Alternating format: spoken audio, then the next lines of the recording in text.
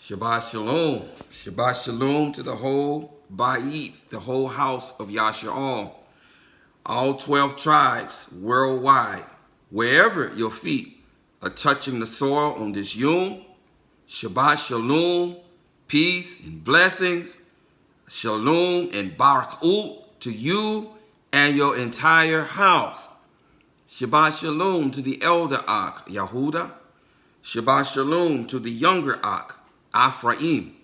Shalom to the former stranger, the former foreigner, the former nation, the former Gentile, who was formerly estranged from the everlasting covenant, but now having received the Ruach of adoption, the Ruach HaKadosh, by being immersed in the Kadosh name of Yahushua HaMashiach, and whereby receiving the rebirth, being born again from above, whereby receiving the Ruach HaKadosh, and whereby now becoming adopted sons and daughters, and being engrafted into the olive tree, which is Yashar'al, who is Yahushua, which is the second Adam, which is Yashar'al, now whereby becoming fellow citizens, and now fellow partakers of the very same everlasting covenant and promise and inheritance which was given to Yashar'al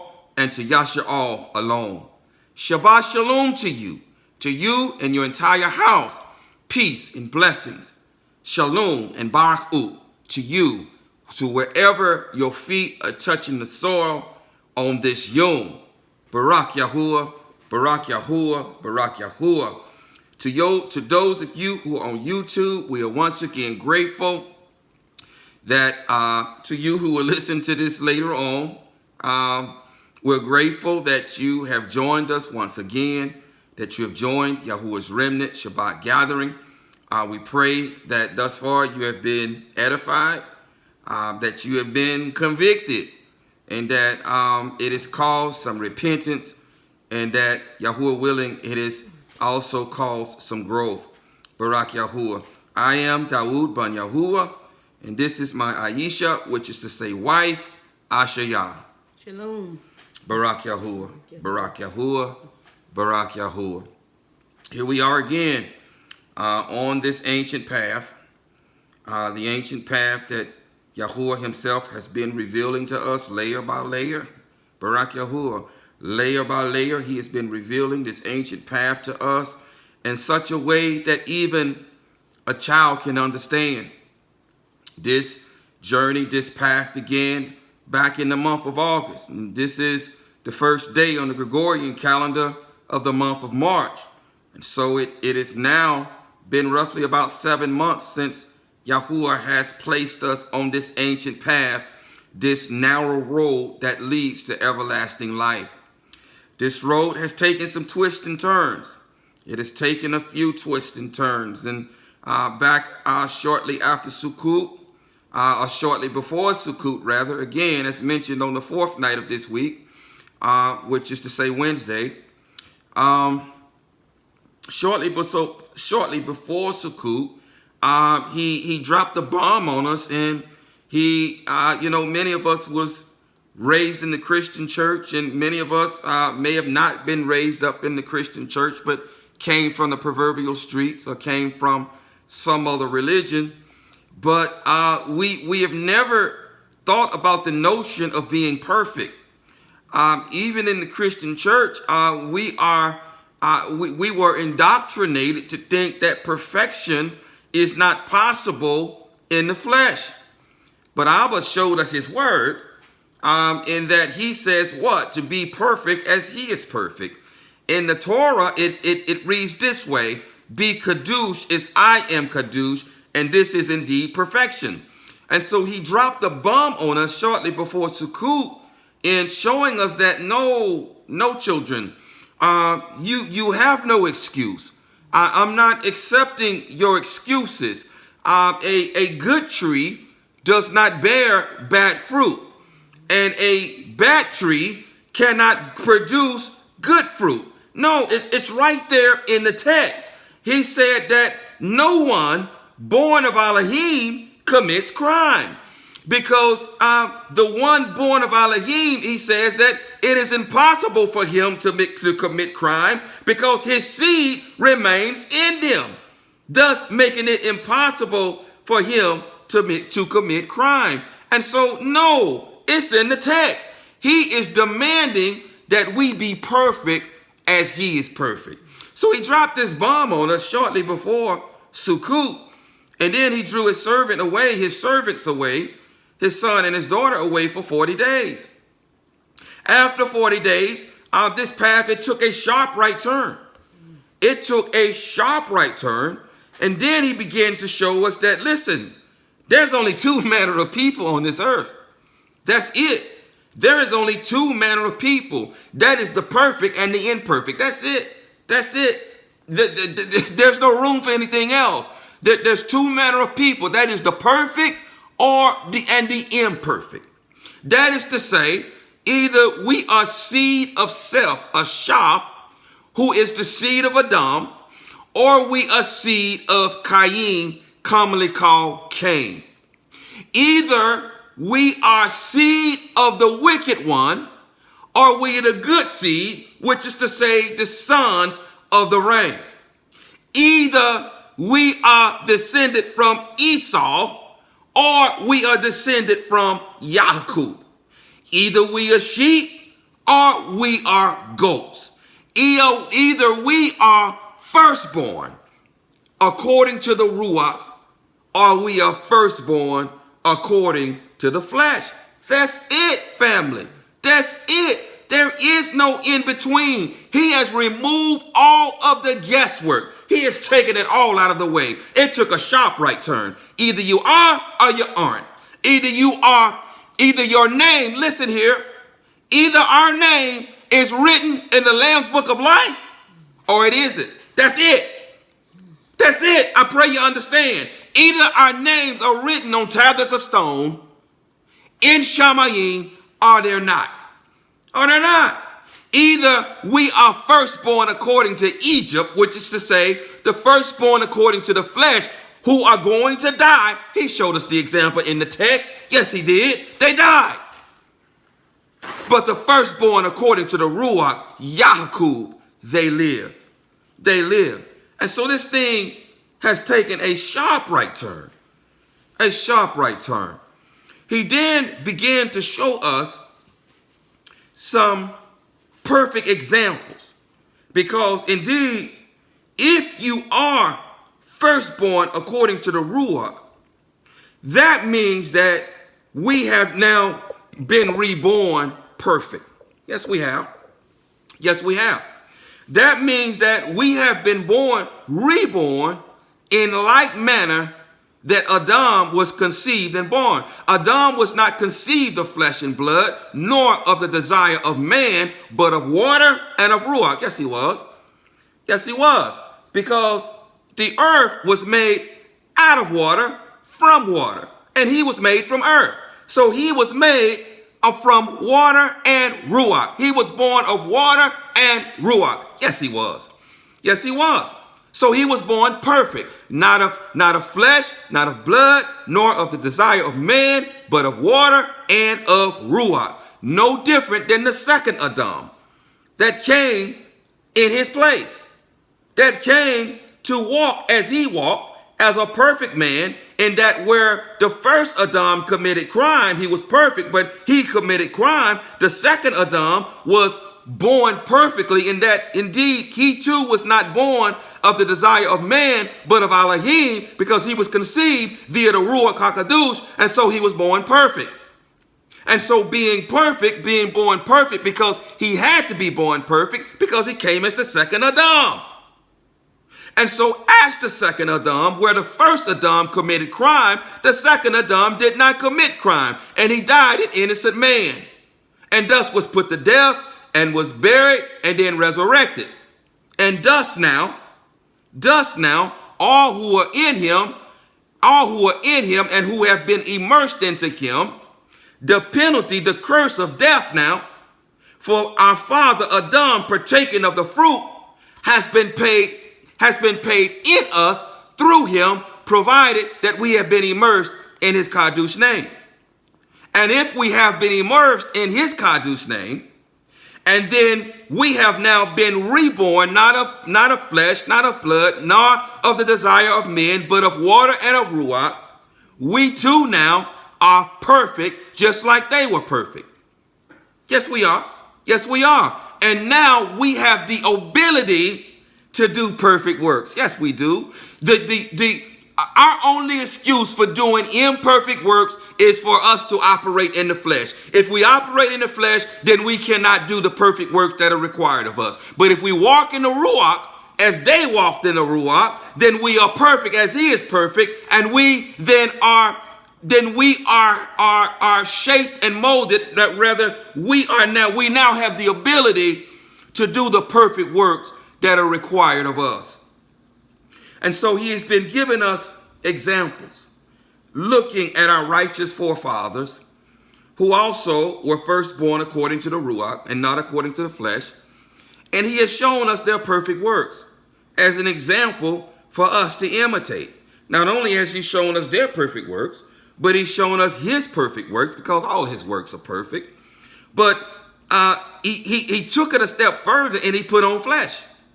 He put on flesh, and he came as an example for us to follow his perfect works. Yes, he did. He says it, that all of those who believe in the HaMashiach, who aspire to be like the HaMashiach, themselves ought to walk as he walked, ought to imitate his perfect example, And so we have no excuses. He has removed all excuses. He ain't accepting them. Either you're perfect or you're imperfect. That's it. He has removed all of this. He's removed all of this. He's removed all of he knows my heart. He knows my heart. He's working on this in me. No, he's removed all of that. Either you're perfect or you're imperfect. If there's something to be worked on, it's to be worked on in the flesh. Stay out of your flesh. If you're born of Ruach, walk in the Ruach and stay out of your flesh. Stay out of it. We are a servant of whomever we served, or whomever we serve. If we serve the flesh is our master, which means Hashatan is our master. If we walk according to the Ruach, then Yahuwah is our master. We are a servant of whomever we serve. Speaking of servant, this road, it continues to go. And now, in perfection, Abba has shown us a few things. He has shown us some active ingredients in perfection. Patience is one of the active ingredients in perfection. We see this trait in all of our righteous fathers. This trait of perfection, this fruit of perfection, is an active ingredient in perfection, and it is an active ingredient in which we saw in all of the examples of our righteous fathers. Not only patience, but we have love, patience, kindness, and goodness, and self-control, trustworthiness, gladness, gentleness, and shalom. The fruit of the Ruach. These are all of the ingredients that are contained in perfection. These are all the active ingredients in perfection. All of these. And all of these active ingredients, they point towards something. They point towards something. They point towards servitude. They point towards servitude. They point towards being a servant. All of our righteous fathers, all of them, inclusive of our father, were servants. And so he's shown us, if we want to be perfect, we must have these active ingredients. But above all else, we must be servants. We must be servants. We cannot be perfect without being a servant.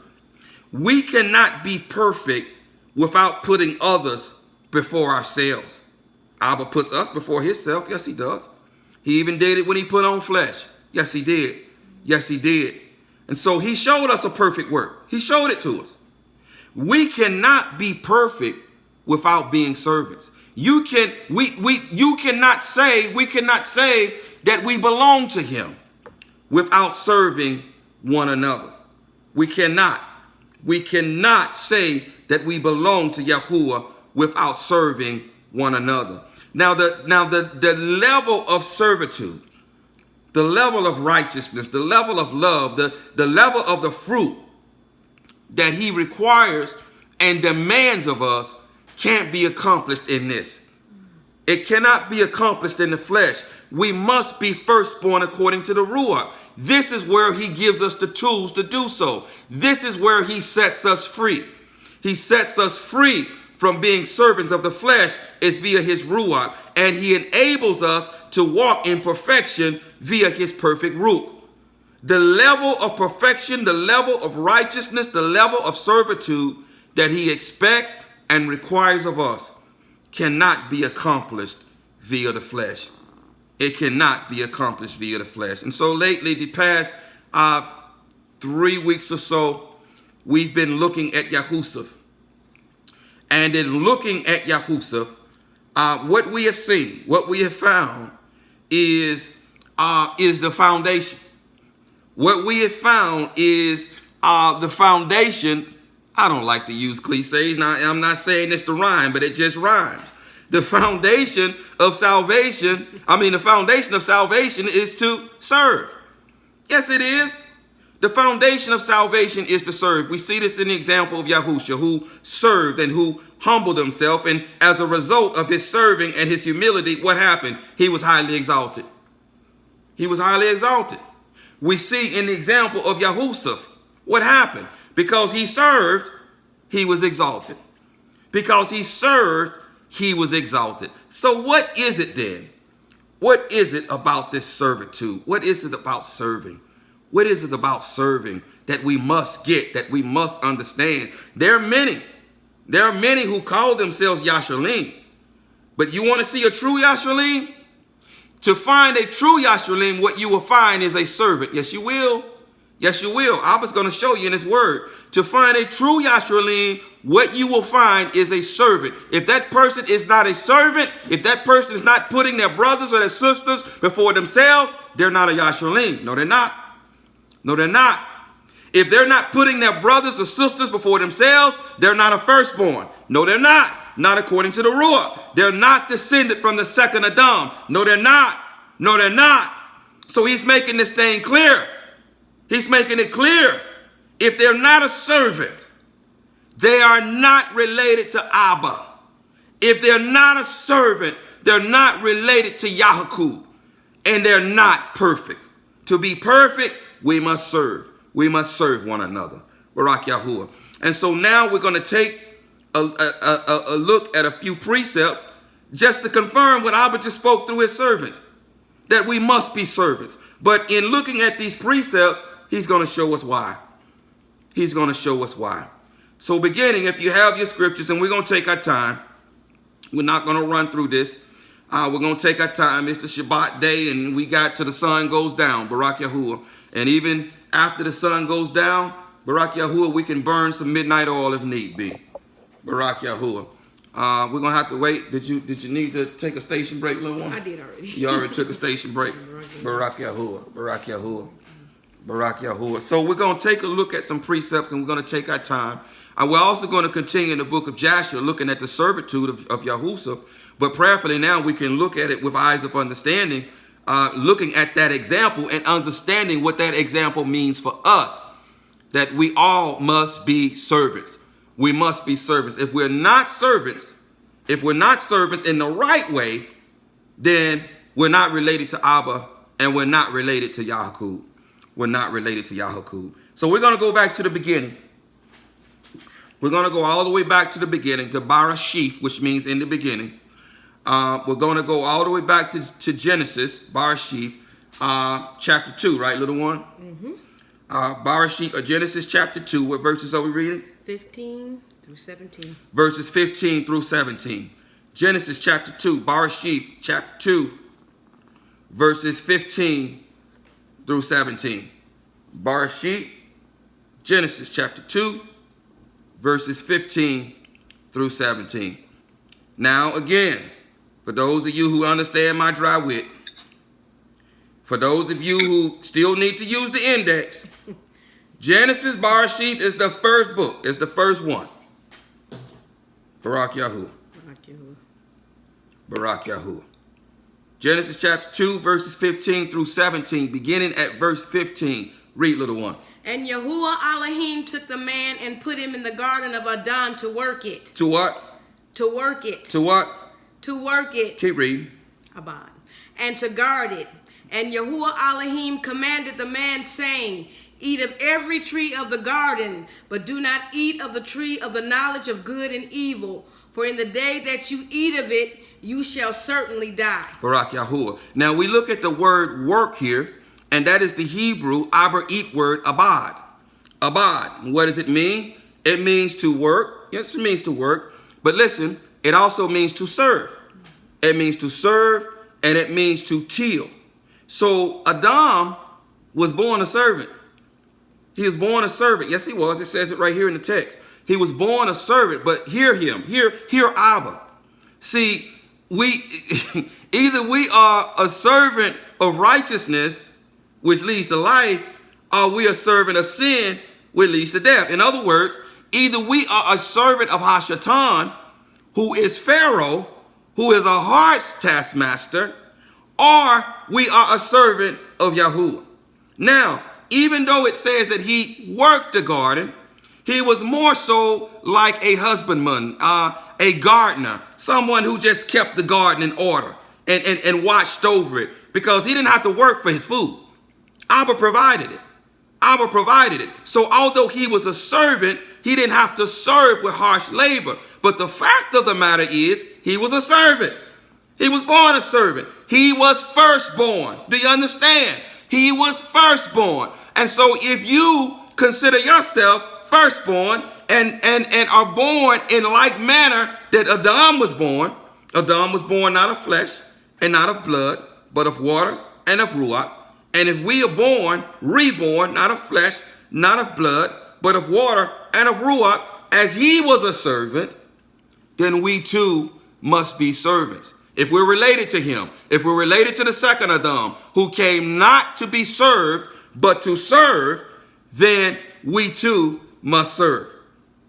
If we are to be related to them, we must be servants. We must be servants. Now, it's important to understand, listen, to get this in context. Adam was not born immortal. This was not eternity yet. No, it wasn't. He was not born immortal. Adam, instead of choosing the tree of life, it was in the garden. Yes, it was. Yes, it was. It still is. Instead of choosing the tree of life, he chose the tree of the knowledge of good and evil. And thus he died. And thus he died. He had access to the tree of life, but he ignored it. He didn't partake of the tree of life. So this is not yet immortality. He wasn't born immortal. I was going to prove this in the text. He wasn't born immortal yet. He was not born immortal. And so we need to understand, we must understand that he was born a servant. He was born a servant. And so we too must be born to serve. As firstborn, we must serve. We must serve. Serve who? Yahuwah and one another. Get us another precept, little one. Jubilees 3:16 through 17. Jubilees 3. What verses? 16 through 17. Verses 16 through 17. Jubilees chapter 3, verses 16 and 17. I'll give you a minute to turn to it to get it. Jubilees chapter 3. Jubilee chapter 3. Verse 16. Verses 16 and 17. Jubilee chapter 3. Verses 16 and 17.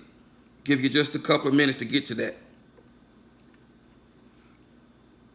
We're going to take our time. Barak Yahuwah. We must get this, that we got to serve. We got to serve. You call yourself a firstborn, you got to serve. Either way, if you're firstborn according to the flesh, you're a servant. You're serving Hashatan. You're serving Pharaoh, who was a harsh taskmaster. But if you're born of Ruach, as a firstborn according to Ruach, you're still a servant. But he's not a harsh taskmaster. He's not. His burden is easy. Yes, it is. We're going to get to that too. His burden is easy. Yes, it is. Yes, it is. Jubilees chapter 3, verses 16 through 17. Beginning at verse 16. Read, little one. And in the first week of the first Jubilee, And in the first week of the first Jubilee, Adam and his woman were in the garden of Adon. Adam and his woman were in the garden of Adon, commonly called Eden. Read. For 7 years tilling and gardening it. For 7 years doing what?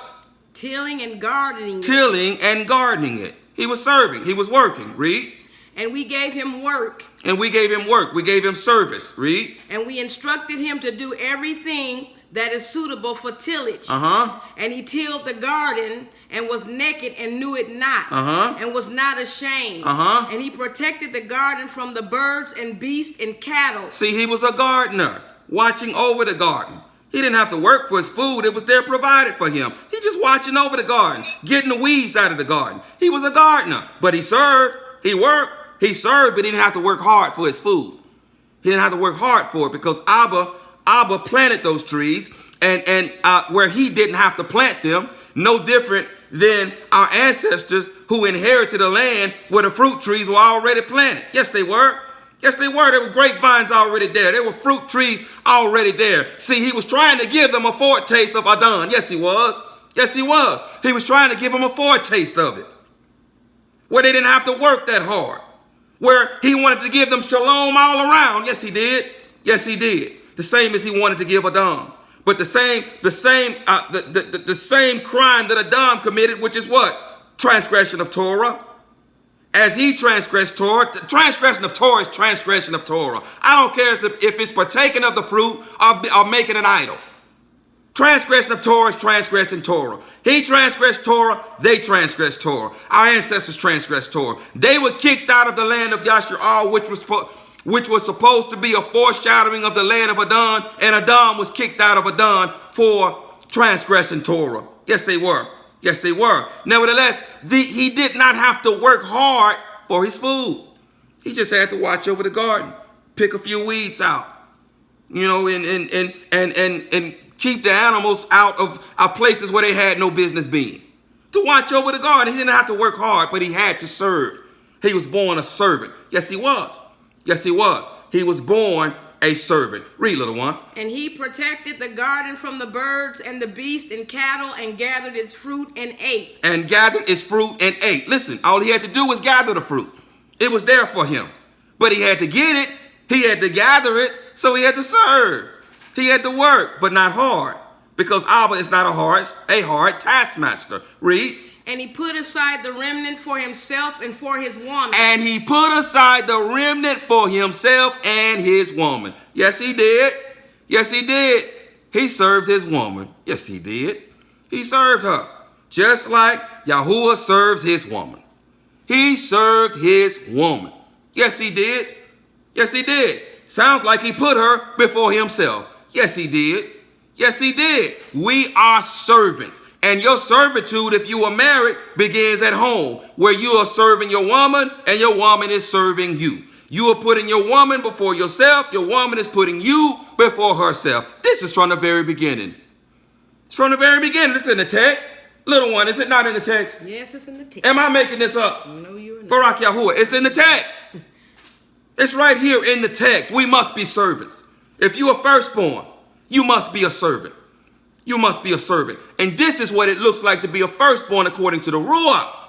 Putting others before yourself. See, servitude according to the flesh don't look like this. It don't even remotely resemble this. But being a firstborn according to the Ruach. See, this is that ancient path. I told you it was an ancient path, being a servant. This is the very beginning. Little one, is this not the beginning? Yes, it is. Barak Yahuwah. This is the ancient path. Being a servant. Serving one another and putting others before yourself. Yes, it is. I'm reminded of the book of Ayub before we go on. I'm reminded of the book of Ayub in which Ayub is called what? He's called his servant. Yes, he was. He says, have you considered my servant Ayub? He's a servant. Have you considered my servant Ayub? And we know the story of Ayub, and prayerfully we'll get to it as we continue this ancient path. But Ayub, as we understand, was afflicted. He was afflicted harshly. Indeed, if you're a servant, you're going to be afflicted. Yes, you are. Yes, you are. You're going to be afflicted. Why? Because as of the fall, As of the fall, this flesh belongs to Hashatan. Yes, it does. It belongs to him. And he's a harsh taskmaster. Yes, he is. He is a harsh taskmaster. You want shalom? You better stay out of this flesh, which belongs to him, and walk in the ruach. That's the fruit of the ruach. Anyway, Ayub was afflicted. His flesh had to be slain. Yes, it did. As all of our flesh has to be slain. Yes, it does. This flesh must die. In order for us to walk in ruach, this flesh must die. Nevertheless, Ayub was a servant. He was a servant, and he was afflicted for 1 whole year, for 12 months. When you read extra text, he was afflicted for 12 months. But it wasn't until Ayub served, hear me, it wasn't until he served by doing what? By putting his friends, the very friends that afflicted him, the very friends that talked about him and scorned him, those very friends, it wasn't until he served and put them before himself and prayed for them and offered for them that his healing came. It wasn't until then. He had to serve first. Yes, he did. Yes, he did. He had to serve. He had to serve. And unless we are serving in like manner and putting others before ourselves, we're not going to enter, and we're not perfect. We are not perfect. You want to be perfect? Serve. Serve. Wasn't Adam born perfect, little one? Yes, he was. Was he not a servant? Yes, he was. Was not Yahushua born perfect, little one? Yes, he was. Was he not a servant? Yes, he was. I don't think they understand. Barak Yahuwah, give him another precept, little one. Okay, let me finish this one. Go ahead, little one. And put aside the remnant for himself and for his woman, and put aside that which was being kept. Barak Yahuwah. Barak Yahuwah. Barak Yahuwah. Now we got Matthew 11, 28 through 30. Matthew. Matat Yahu. Matthew. Chapter 11. 28 through 30. Verses 28 through 30. Matthew chapter 11. Verses 28 through 30.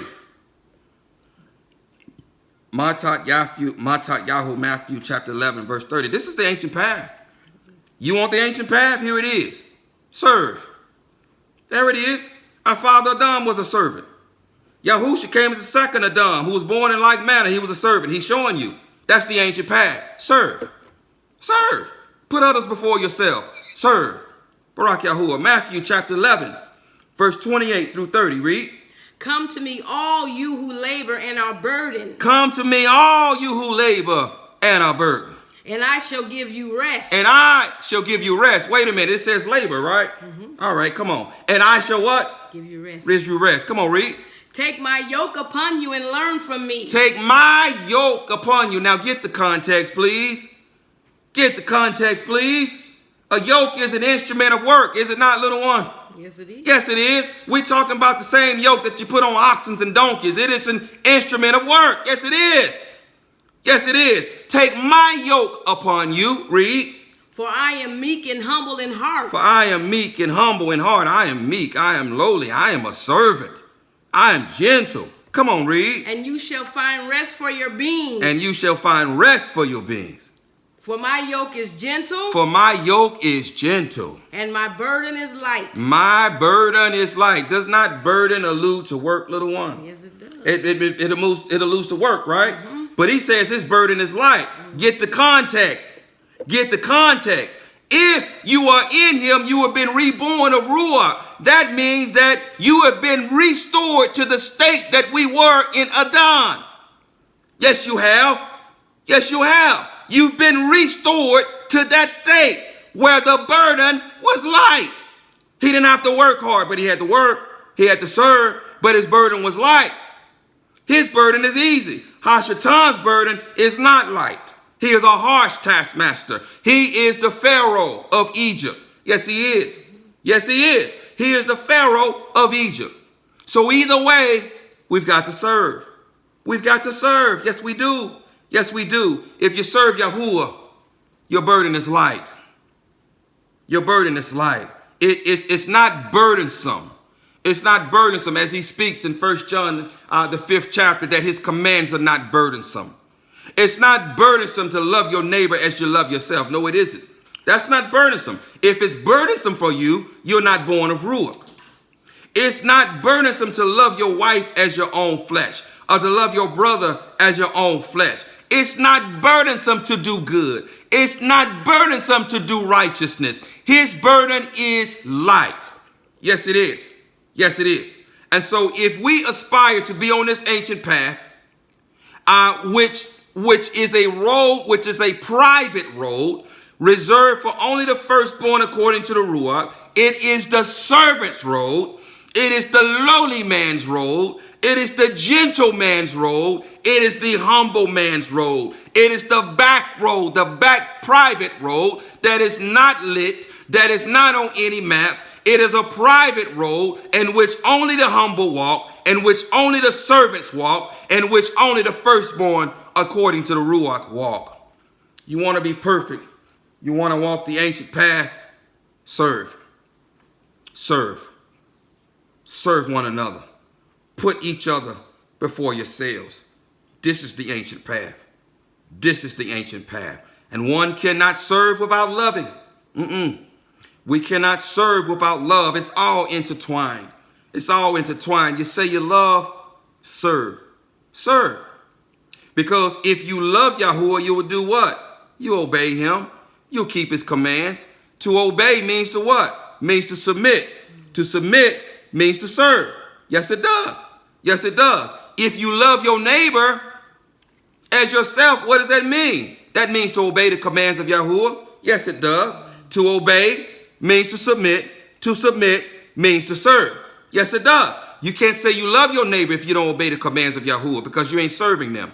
You can't say you love Yahuwah if you're not obeying his commands, because you're not serving him. It begins and ends with servitude. But, little one, I don't think they believe me yet. Was not Adam a servant? Yes, he was. Was he not the first man? Yes, he was. Was that not Barashif, which means the beginning? Yes, it does. It begins and ends with servitude. Yes, it does. With being a servant. Come on, read another precept, little one. Genesis 3:15 through 19. Genesis 3.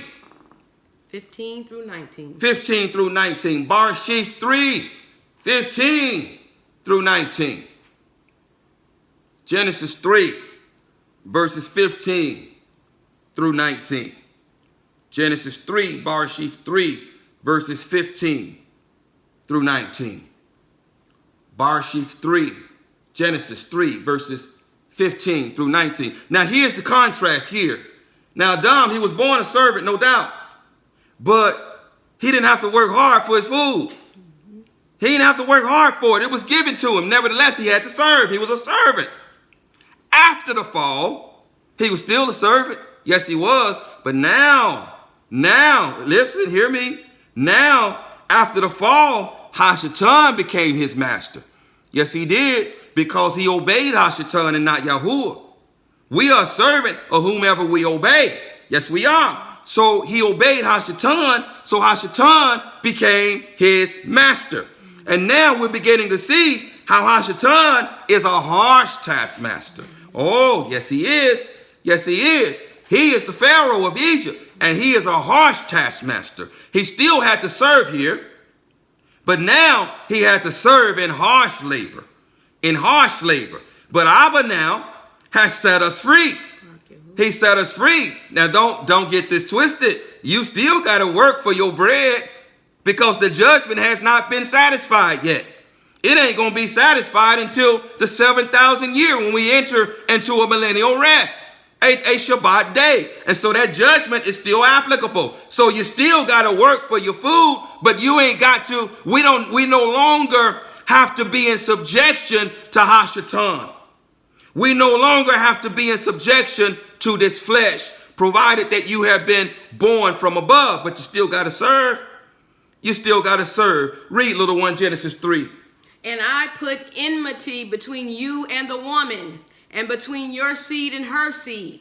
He shall crush your head, and you shall crush his heel. To the woman he said, I greatly increase your sorrow and your conception. To the woman he said, I greatly increase your conception and your what? And your sorrow. And your sorrow. Read. Bring forth children in pain. Bring forth children in pain. Women, blame your mother, Kua, for all that. Blame her. Also blame her for the monthly cycle. She was the first to have a monthly cycle. You can blame her, but love her. Love her for it. Don't blame her. Don't blame her. Repent. Barak Yahuwah. Repent. Read.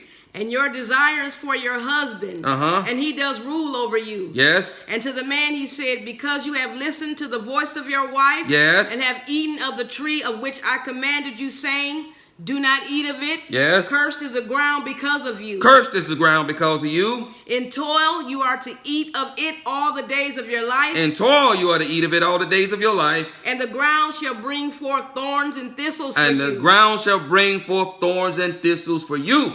And you shall eat the plants of the field. By the sweat of your face you are to eat bread until you return to the ground. For out of it you were taken, for dust you are, and to dust you return. And to dust you return. Either way, you got to serve. Either you are a servant of righteousness or you're a servant of crime, of sin. But either way, we must serve. It begins and ends with servitude. It begins and ends with servitude. But his burden is light. Hashatan's, as we see here, he is a harsh taskmaster. He is a harsh taskmaster. But nevertheless, it begins and ends with being a servant. We must be servants of all. We must serve one another. Yes, we are.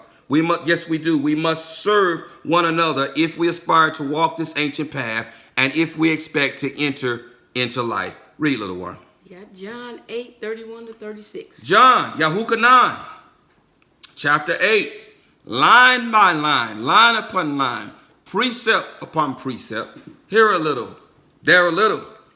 John chapter 8, Yahuwah, chapter 8. What verses, little one?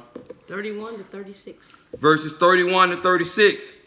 Yahuwah, chapter 8, John chapter 8, verses 31 through 36.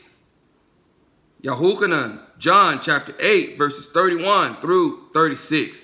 Read, little one. So Yahusha said to those Yahudim who believed him, yes, if you stay in my word, you are truly my taught ones, and you shall know the truth, yes, and the truth shall make you free. Yeah, free from that harsh labor. Free, more importantly here, listen, free from being a servant. They don't understand. Read, little one. They answered him, we are the seed of Abraham, yes, and have been servants to no one at any time. Yes, you have. Read. How do you say you shall become free? Yahusha answered them, truly, truly, I say to you, everyone doing crime is a servant of crime. Everyone doing what? Crime is a servant of crime. Is a servant of crime. Read. And the servant does not stay in the house forever. And the servant does not stay in the house forever. Get the context. Get the context. We ain't going to be servants forever. Was Joseph a servant forever? No, he wasn't. Was Yahusha a servant forever? No, but when he served, he was highly exalted. Get the context. Get the context. But you got to serve if you want to enter into life. If you want to be exalted, you got to serve. Come on, read, little one. A son stays forever. Go back. I need him to get this context.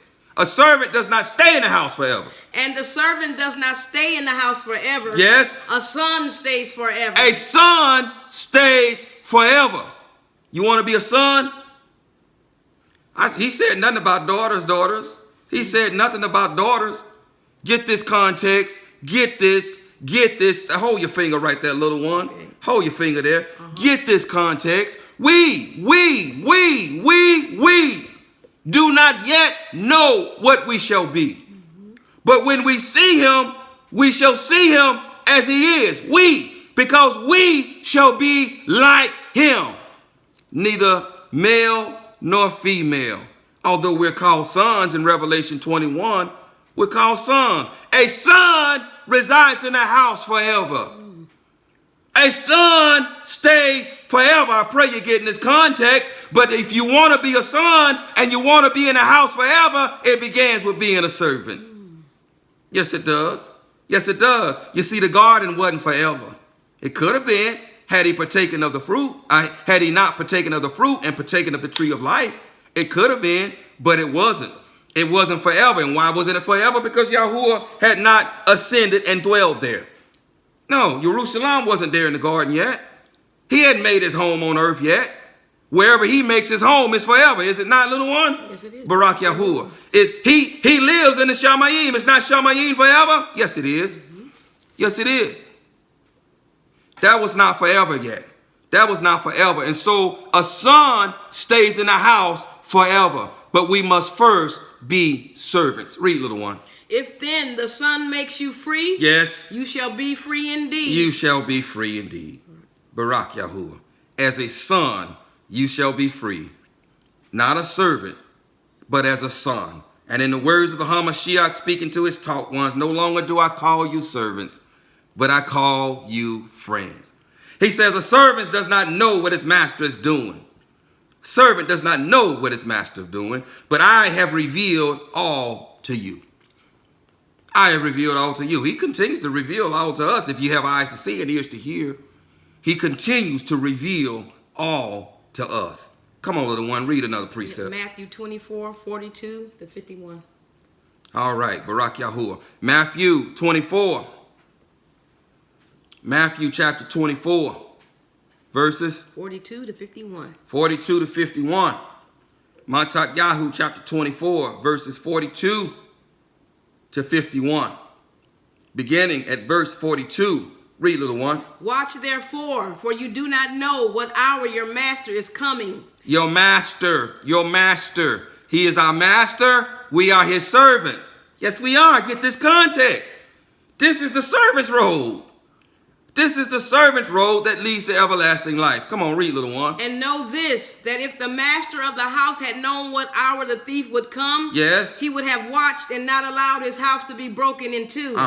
Because of this, be ready too. For the Son of Adam is coming at an hour when you do not expect him. Who then is a trustworthy and wise servant? Who then is a what? A trustworthy and wise servant. A trustworthy and wise servant. Read. Whom his master set over his household. Whom his master set over his household. Read. To give them food in season. Oh, to give them food in season. To give them the Torah.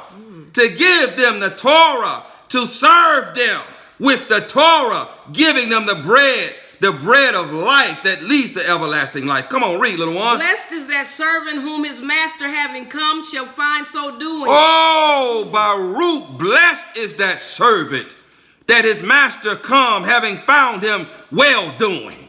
Come on, read. Truly I say to you, yes, that he shall set him over all his possessions. Oh, wait a minute. He went from rags to riches. Yes, he did, didn't he? Yes, he did. Didn't he? Yes, he did. They don't believe it. Read that again. Blessed is that servant whom his master having come shall find so doing. Yes. Truly I say to you that he shall set him over all his possessions. He shall set him over all his possessions. You ain't no servant no more. You a son. Why? Because you serve one another. You serve one another. Now, if I come and find you doing this, walking this ancient path, which is the servant's road, oh, I'm going to reward you. Behold, I come quickly, and my reward is with me to reward each according to what, little one? His works. His work. We just read this in Genesis, to serve. To reward each according to his servitude, his service. Come on, little one. You can't make this up. Read. But if that evil servant says in his heart, my master is delaying his coming, and begins to beat his fellow servants. You're not serving one another. You ain't serving one another. You exalting yourselves above them, and you're not serving them, and you're not loving them as you love yourselves. Now, I got to go back to this. If you're married, that begins in your house. You serving your wife, and your wife serving you. We must be servants. We must be servants. Come on, read, little one. And to eat and drink with drunkards, the master of that servant shall come on a day when he does not expect it. Yes. And at an hour he does not know, and shall cut him in two, and appoint him his portion with the hypocrites. Yes. There shall be weeping and gnashing of teeth. You want to enter the life? You want to enter into life? Serve. Serve. Love your neighbor as yourself, which is to serve him. Love Yahuwah with all of your heart, mind, and strength, which is to serve him, which is the ancient path, being a servant. Being a servant. You want to enter into life? Serve him. serve one another. This is the pathway that leads to everlasting life. Read, little one. We got 1 Peter 4, 10 and 11. 1 Peter, Kafa, Alaf. Kafa, Allah. 1 Peter, chapter what, little one? Chapter 4, verse 10 and 11. Chapter 4, verses 10 through 11. 1 Peter, Kafa, Allah. Chapter 4, verses 10 through 11. Yes. Beginning at verse 10. Read, little one. As each one has received a gift, As each one has received a gift, serve one another. do what? Serve one another. Do what? Serve one another. Get closer to the microphone because I want them to hear you. Do what now? Serve one another. Serve one another. Read. As good trustees of the manifold favor of Elohim. Uh-huh. If anyone speaks, let it be as the words of Elohim. If anyone serves, let it be as with the ability which Elohim provides, so that Elohim might be praised in it all through Yahushua Mashiach, to whom belong the esteem and the rule forever and ever. Yes. Barak Yahuwah, Barak Yahuwah. So with not only is it mandatory that we serve, this is the foundation of salvation. Servitude. Serve. Because what? If you don't obey Yahuwah, you ain't gonna enter into life. To obey him means to submit. To submit means to serve. It is the foundation of salvation. And so not only is it the foundation of salvation, not only is it the ancient path, but in serving, we do what? We esteem Yahuwah. He is esteemed through us when we serve him. He and he alone gets the esteem and the honor and the praise. Read, little one. We got Isaiah 41, 8 and 9. Isaiah 41, 8 through 9. verses 8 through 9. YAHUAH'S, chapter 41, verses 8 through 9. Isaiah, YAHUAH'S, chapter 41, verses 8 through 9. Verses 8 through 9. Isaiah chapter 41, verses 8 through 9. Beginning at verse 8. Read, little one. But you, Yasharal, are my servant. But you, Yasharal, are what? Are my servant. But you, Yasharal, are what? Are my servant. You call yourself a Yashralim? You're not a Yashralim if you're not a servant. No, you're not. You're not a firstborn son. You see, Yasharal is the representation of the remnant of mankind. As Yasharal is firstborn, Adam, who is mankind, Adam meaning mankind, is firstborn. Yes. And as Adam was a servant, Yasharal, who is firstborn, is a servant. If you are not a servant, you are not a Yashralim. No, you ain't. You see that path, it continues to turn it, and it continues to get tighter and tighter. If you're not a servant, loving your neighbor as yourself, loving Yahuwah with all of your heart, mind, and strength, putting others before yourself, you're not a Yashralim. You're not. You're not a Yashralim, and you're not walking the servant's road. Read that again, little one. But you, Yasharal, are my servant. But you, Yasharal, are my servant. Read. Yaakub, whom I have chosen. Yaakub, whom I have chosen. The descendants of Abraham who love me. Yes. Whom I have strengthened from the end of the eretz. Uh-huh. And called from his father's parts. Yes. And said to you, you are my servant. You are my what? You are my servant. You call yourself a Yashralim. Abba sees your works. He sees your works. You calling yourself a Yashralim because you think because of genealogy you are a Yashralim. You are lying, the truth ain't in you. If you ain't a servant, a true servant. And you can't be a true servant unless you are born of Ruah. The level of servitude that is required of us, that we see from our righteous ancient fathers, cannot be accomplished in the flesh. It can't. It cannot be accomplished in this wicked flesh. And all of us have wicked flesh. Yes, we do. Yes, we do. This level of servitude cannot be accomplished in the flesh. Come on, read, little one. I have chosen you and have not rejected you. Barak Yahuwah. Barak Yahuwah. Come on, give us another precept, little one. Isaiah 43, 1 through 10. Isaiah 43, verses 1 through 10. Yeshayahu, chapter 43, verses 1 through 10. Yeshayahu, chapter 43, verses 1 through 10. Beginning at verse 1. Read, little one. But now thus said Yahuwah, your creator, Yes. O Yaakov, and he who formed you, Yes. O Yasharal, do not fear, for I have redeemed you. I have called you by your name.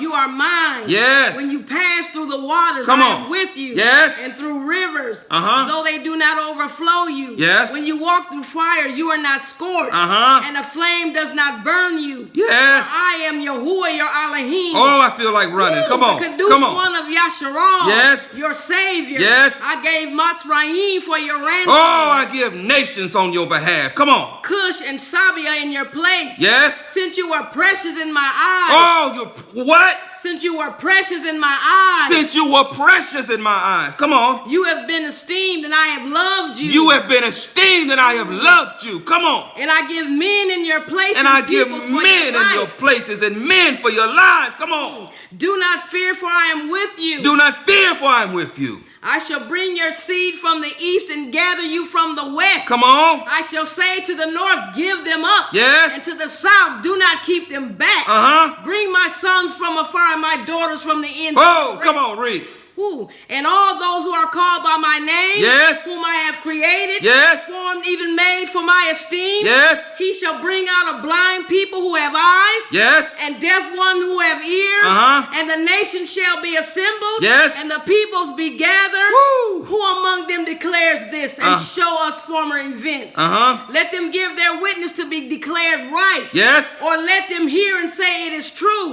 You are my witnesses, declares Yahuwah, and my servant. And my servant. Now she read all that good stuff. Yes, she did. All that good stuff was read. But it don't apply to you if you ain't a servant. No, it don't. This is to his servant. Yes, it is.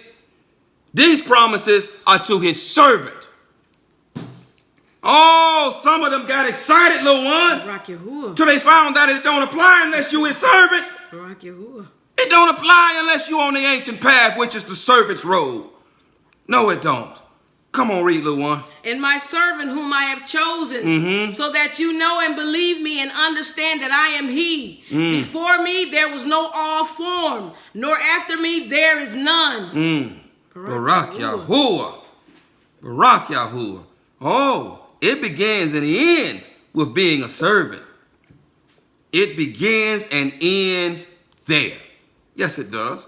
Yes, it does. Because one day, our servitude is going to end.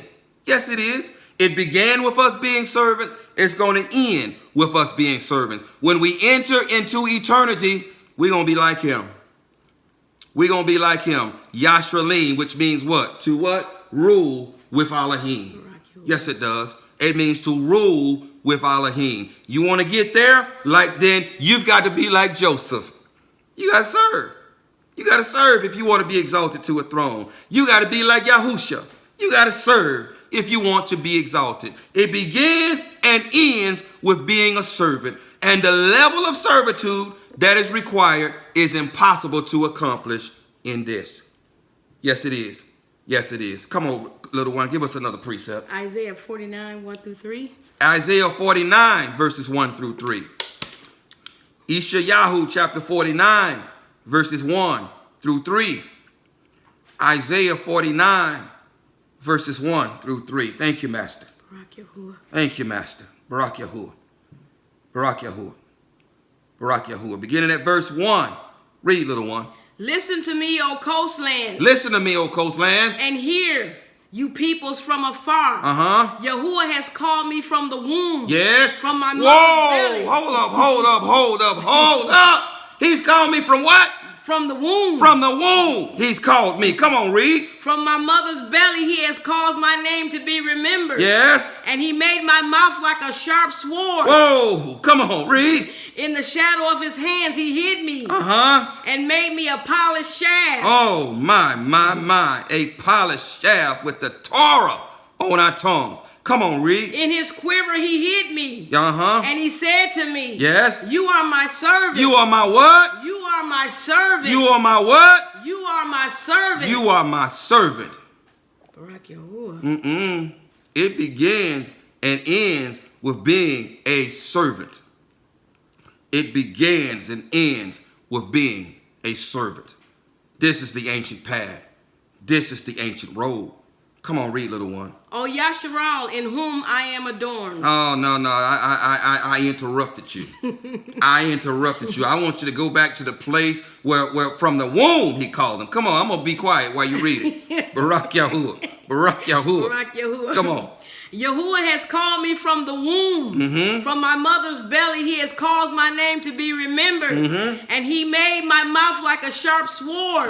In the shadow of his hand, he hid me. And made me a polished shaft. In his quiver, he hid me. And he said to me, You are my servant.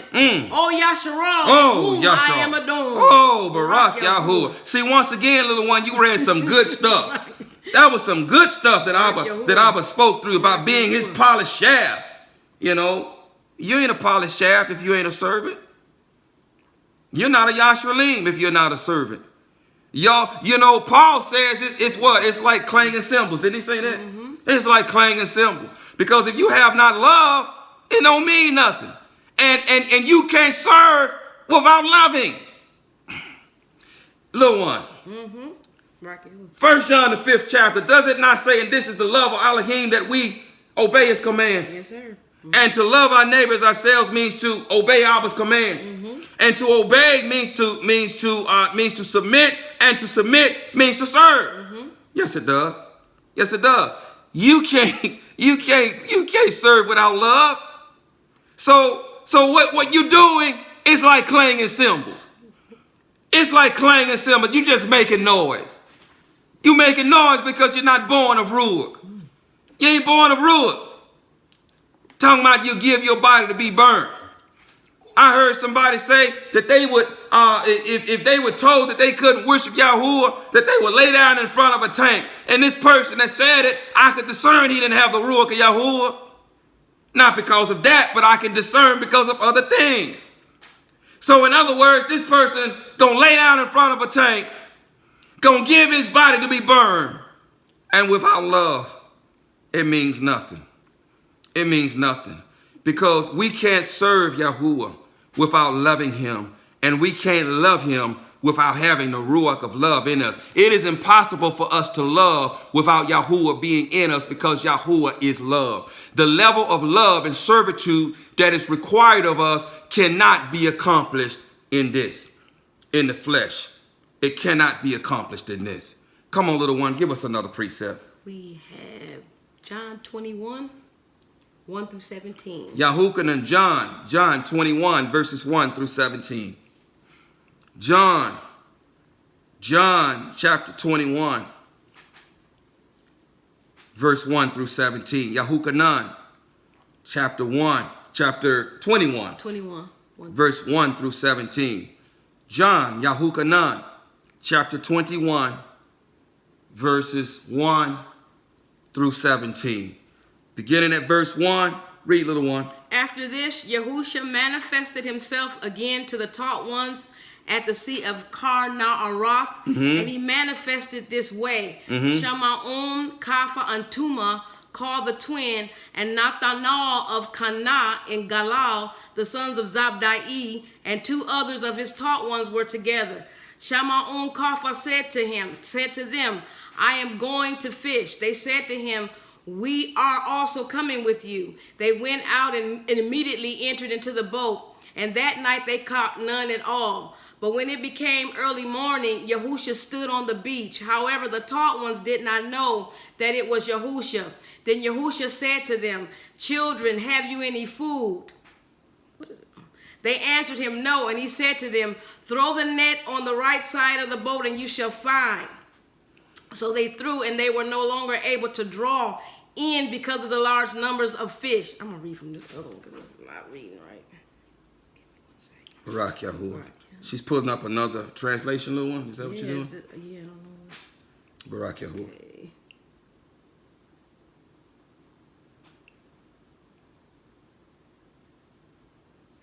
You're going to start back at the beginning? You want me to start at the beginning? Go ahead and start at the beginning. Barak Yahuwah. Oh, goodness. Okay. After this, Yahusha manifested himself again to the taught ones at the sea of Karnaroth, and he manifested this way: Shama'un, Kapha, and Tama, called the twin, and Nathanael of Cana and Galal, the sons of Zabdai, and 2 other of his taught ones were together. Shama'un Kapha said to them, I am going to fish. They said to him, we are also coming with you. They went out and immediately entered into the boat, and that night they caught none at all. But when it became early morning, Yahusha stood on the beach. However, the taught ones did not know that it was Yahusha. Then Yahusha said to them, children, have you any food? They answered him, no. And he said to them, throw the net on the right side of the boat, and you shall find. So they threw, and they were no longer able to draw it in because of the large number of fish. That taught one whom Yahusha loved then said to Kapha, it is the master. Then Shama'un Kapha, hearing that it was the master, put on his outer garments, for he was stripped and plunged into the sea. And the other taught ones came in the little boat, for they were not far from land, but about 200 cubits, dragging the net with fish. So when they had come to the land, they saw a fire of coals there, and fish laid on it, and bread. Yahusha said to them, bring some of the fish which you have now caught. Shama'un Kapha went up and dragged the net to the land, filled with 153 big fishes. And though there were so many, the net was not broken. Yahusha said to them, come have breakfast. And not one of the taught ones had the courage to ask him, who are you? Knowing that it was the master. Yahusha came and took the bread and gave it to them, and the same with the fish. This was now the 3rd time Yahusha was manifested to his taught ones after he was raised from the dead. When therefore they had eaten breakfast, Yahusha said to Shama'un Kapha, Shama'un, son of Yuna, do you love me more than these? Shama'un, son of Yuna, do you love me more than these? This is the love of Yahuwah, that we obey his commands, and we also show our neighbor that we love them by obeying his commands. Shama'un Kapha, do you love me more than these? What does he say, little one? He said, yes, master, you know that I love you. He said to him, feed my lambs. Serve me. Serve me. You serve me by serving them, by feeding my sheep, by feeding my lambs. And feeding them, you are serving them, and serving them, you are serving me. Feed them. Come on, little one. He said to him again the 2nd time, Shama'un, son of Yuna, do you love me? Do you love me? Come on. He said to him, yes, master, you know that I love you. He said to him, shepherd my sheep. Shepherd my sheep. Feed them, shepherd them, watch over them. A shepherd and a sheep's relationship is a serve relationship. The shepherd serves the sheep by watching over them and protecting them. The sheep provide the shepherd with warm clothes. Also provides the shepherd with food. Yes, they do. Yes, they do. Does not the Torah say, do not muzzle an ox treading the grain? As I watch over you, as the shepherd watches over you, you then feed the shepherd as sheep. It's a serve relationship. Paul talks about the same thing in one of his letters, and when he speaks of those that Yahuwah has put in charge, the elders and the shepherds. Elders are shepherds. The shepherds and who are priests. He uses the analogy of Jerusalem and how the priests and they stand and they partake of the offerings, and he brings that back and he says that Yahusha has instituted that those who are priests, that those who serve in the renewed covenant, who are shepherds over the people, who feed the people with spiritual food, They should be able to benefit from the physical food. You see, it's serve. It's serve. The shepherd serves the sheep. The sheep serve the shepherd. But they each serve one another.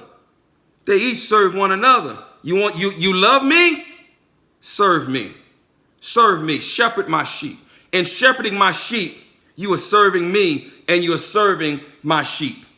Read, little one. He said to him the third time, Shamaun, son of Una, do you love me? Kapha was said because he said to him the third time, do you love me? And he said to him, Master, you know all. You know that I love you. Yahusha said to him, feed my sheep. Feed my sheep. It begins and ends with being a servant. All of us are servants. All of us. Servitude is like Torah because Torah is servitude. Yes, it is. Yes, it is. Torah is servitude. When we obey Torah, we are servants because we're submitting to the word and we become servants to it. Yes, we do. Yes, we do. So Torah is servitude. And so servitude is like Torah. Servitude is like Torah. It will lead to everlasting life. It will lead to everlasting life. It begins and ends with servitude. It begins and ends with Torah. In the beginning was the Word, and the Word was with Elohim, and the Word was Elohim. The Torah is servitude. This is the ancient path. This is the ancient path. It begins and ends with being a servant. This is where it begins. This is where it ends. This is the ancient path. You want to be perfect? You want to be perfect? Serve. Serve one another. This is how we become perfect. Barak Yahuwah. Barak Yahuwah. Barak Yahuwah. And so now we're going to continue, Barak Yahuwah, with looking at the servant Yahusuf. We're going to continue.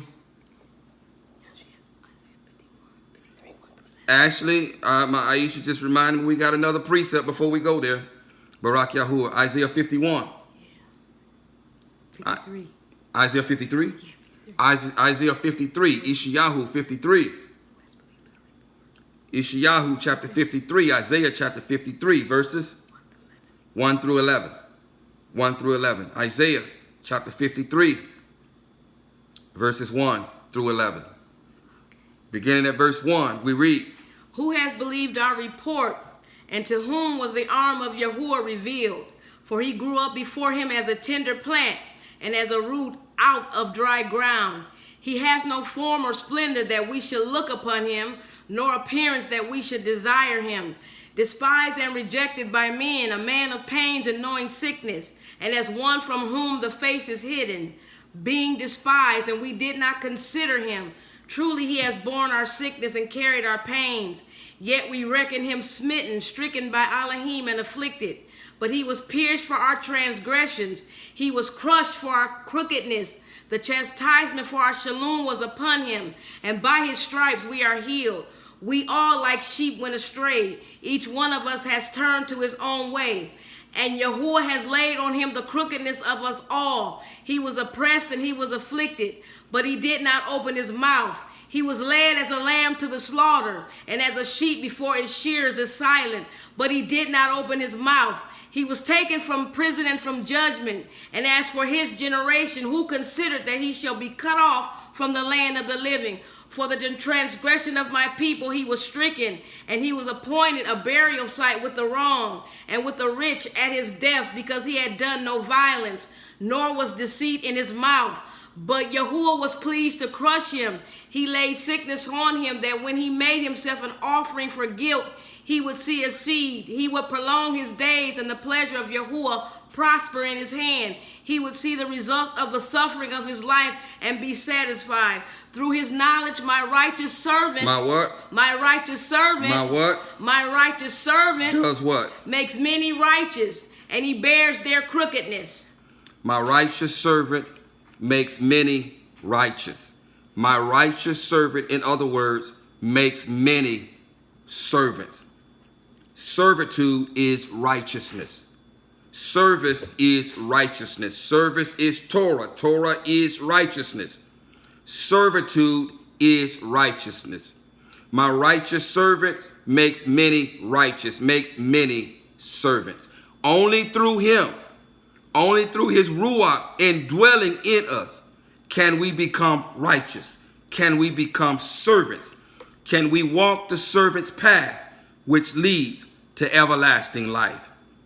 Only this way, because the level of righteousness, the level of servitude, which is required of us, can only be accomplished as a firstborn son according to the Ruach. It cannot be accomplished in the flesh.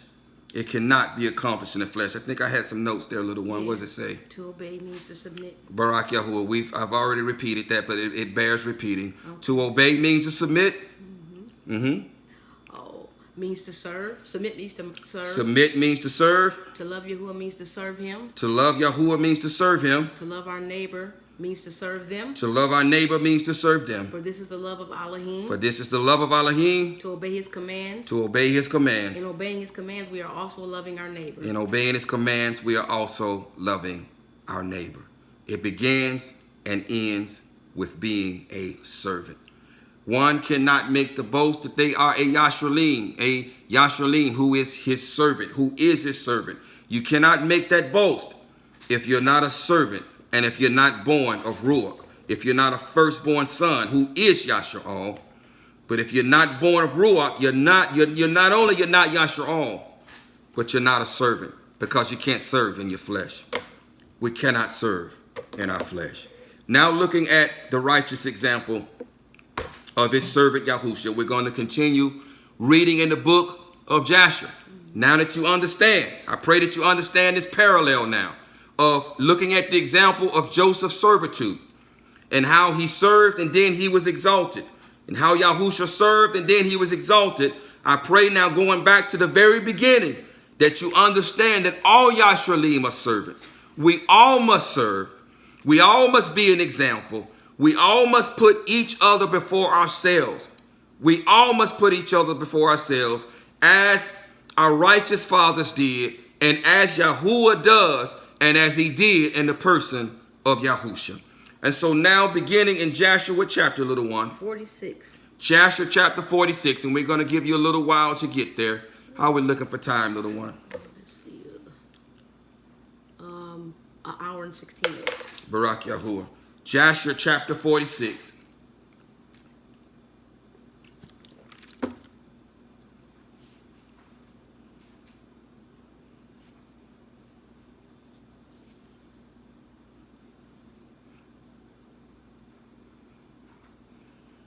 Barak Yahuwah. Barak Yahuwah. Jasher chapter 46. Yashar chapter 46. Jasher, you need to take another sip of water, little one. I guess it won't hurt. Yeah, it won't hurt. Make sure you Barak Yahuwah. Barak Yahuwah. See, I'm thinking of you, little one. Putting you before myself. Barak Yahuwah. Barak Yahuwah. Barak Yahuwah. Jasher, Yashar, chapter 46, beginning at verse 1. We read. Wait a minute. Oh, I got to go back. That's all right. All right. Okay. In those days, Yahusuf was still confined in the prison house in the land of Mitzrayim. He was a servant. At that time, the attendants of Parah were standing before him, the chief of the butlers and the chief of the bakers, which belonged to the sovereign of Mitzrayim. And the butler took wine and placed it before the sovereign to drink. And the baker placed bread before the king to eat. And the king drank of the wine and ate of the bread, he and his servants and ministers that ate at the king's table. And while they were eating and drinking, the butler and the baker remained there. And Parah's ministers found many flies in the wine, which the butler had brought, and stones of niter, I think, were found in the baker's bread. And the captain of the guard placed Yahusuf as an attendant on Parah's officers, and Parah's officers were in confinement 1 year. Wait a minute. You want me to keep reading? Wait a minute. So even though they were prisoners, they made Yahusuf serve the prisoners. Oh, I told him it begins and ends with being a servant. Oh, you got to humble yourself to walk this ancient path and be a servant of all. and be a servant of all. Come on, read, little one. And at the end of the year, they both dreamed dreams in one night in the place of confinement where they were. And in the morning, YAHUAH'S came to them to attend upon them as usual. And he saw them, and behold, their countenances were dejected and sad. And YAHUAH'S asked them, why are your countenances sad and dejected this day? And they said unto him, we dreamed a dream, and there is no one to interpret it. And YAHUAH'S said unto them, relate, I pray you, your dream unto me, and Elohim shall give you an answer of shalom as you desire. And the butler related his dream unto YAHUAH'S, and he said, I saw in my dream, and behold, a large vine was before me. And upon that vine I saw 3 branches, and the vine speedily blossomed and reached a great height, and its clusters were ripened and became grapes. And I took grapes and pressed them in a cup, and placed it in Parah's hand, and he drank. And YAHUAH'S said unto him, the 3 branches that were upon the vine are 3 days. Yet within 3 days the king will order you to be brought out, and he will restore you to your office, and you shall give the king his wine to drink, as at first when you were his butler. But let me find favor in your sight, that you shall remember me to Parah, when it will be well with you, and do kindness unto me, and get me brought forth from this prison. For I was stolen away from the land of Canaan, and was sold for a slave in this place. And also that which was told you concerning my master's woman is false, for they placed me in this dungeon for naught. And the butler answered YAHUAH'S, saying, if the king deal well with me as at first, as you last interpreted to me, I will do all that you desire, and get you brought out of this dungeon. And the baker, seeing that YAHUAH'S had accurately interpreted the butler's dream, also approached and related the whole of his dream to YAHUAH'S. And he said unto him, in my dream I saw, and behold, 3 white baskets upon my head. And I looked, and behold, there were in the uppermost basket all manner of baked meats for Parah. And behold, the birds were eating them from off my head. And YAHUAH'S said unto him, the 3 baskets which you did see are 3 days. Yet within 3 days Parah will take off your head and hang you upon a tree. And the birds will eat your flesh from off you, as you saw in your dream. In those days the queen was about to be delivered, and upon that day she bore a son unto the king of Mitzrayim. And they proclaimed that the king had gotten his firstborn son. And all the people of Mitzrayim, together with the officers and servants of Parah, rejoiced greatly. And upon the 3rd day of his birth, Parah made a feast for his officers and servants, for the host of the land of Za'ar and of the land of Mitzrayim. And all the people of Mitzrayim and the servants of Parah came to eat and drink with the king at the feast of his son, and to rejoice at the king's rejoicing. And all the officers of the king and his servants were rejoicing at that time for 8 days at the feast. And they made merry with all sorts of musical instruments, with timbrels and with dances in the king's house for 8 days. And the butler, to whom YAHUAH'S had interpreted his dream, forgot YAHUAH'S, and he did not mention him to the king as he had promised. For this thing was from YAHUAH, in order to punish YAHUAH'S, because he had trusted in man.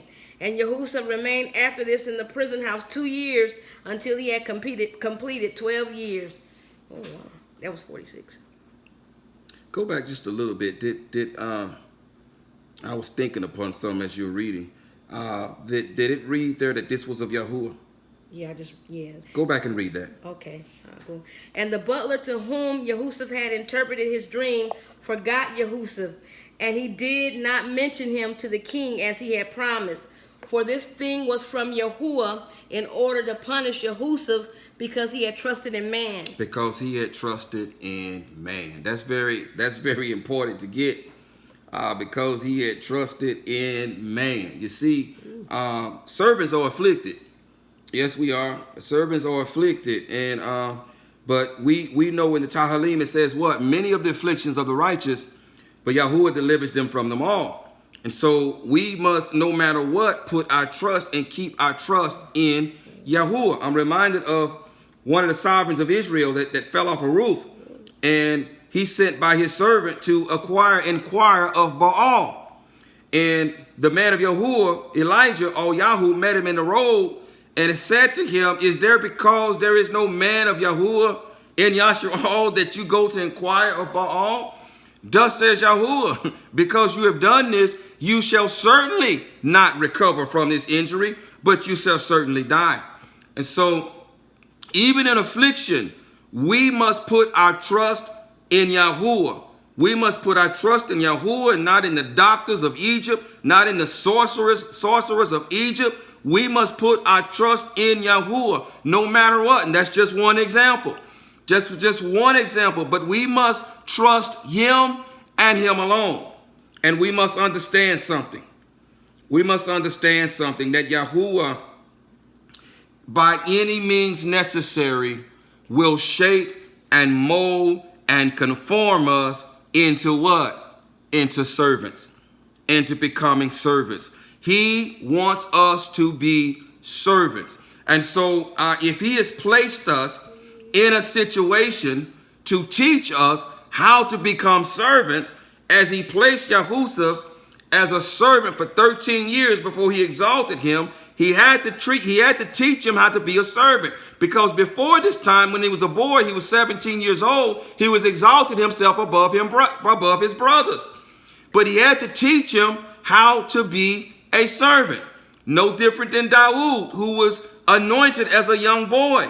But he did not become sovereign until he was 30. He did not begin to rule and reign until he was 30 years old.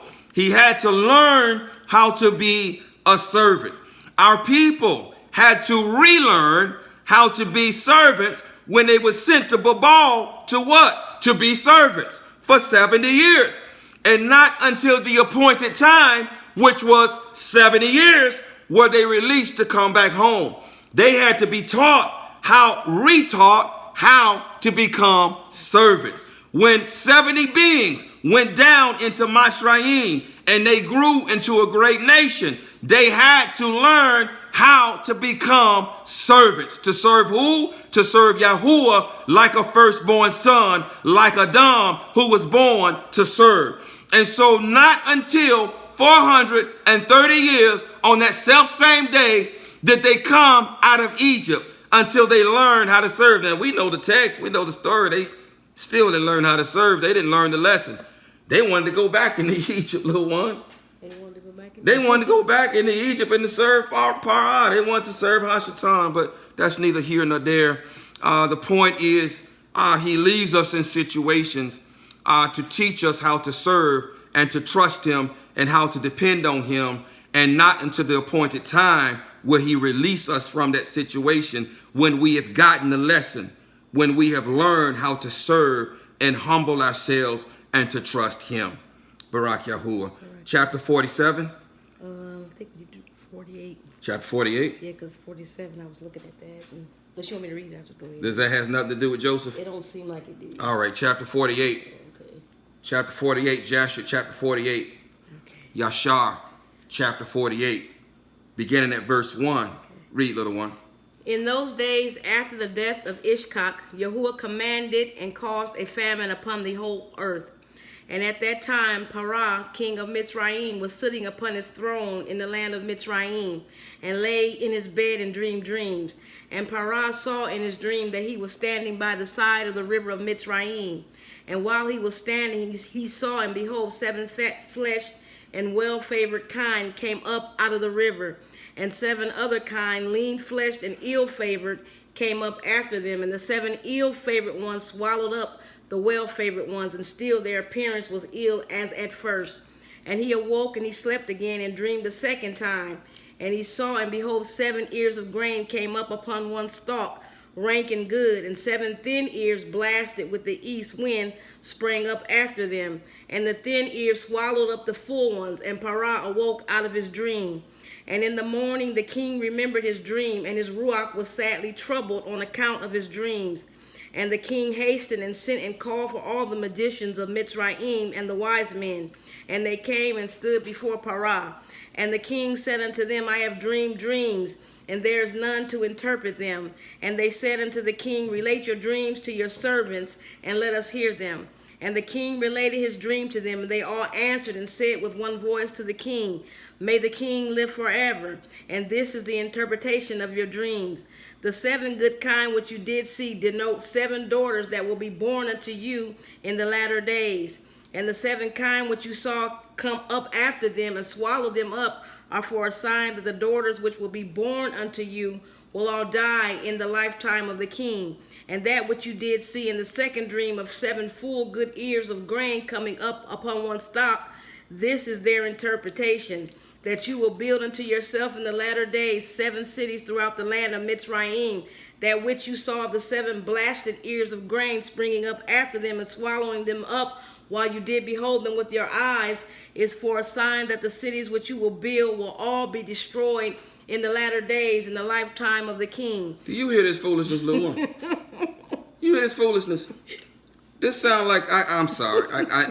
This sound like some charismatic prophecy from these churches. You hear this foolishness?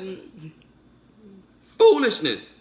They don't know the things of Yahuwah. Come on, read. I ain't gonna interrupt you. Okay, and when That's they just spoke these foolishness, words, the king did not incline his ears to their words, neither did he fix his heart upon them. For the king knew in his wisdom that they did not give a proper interpretation of the dreams.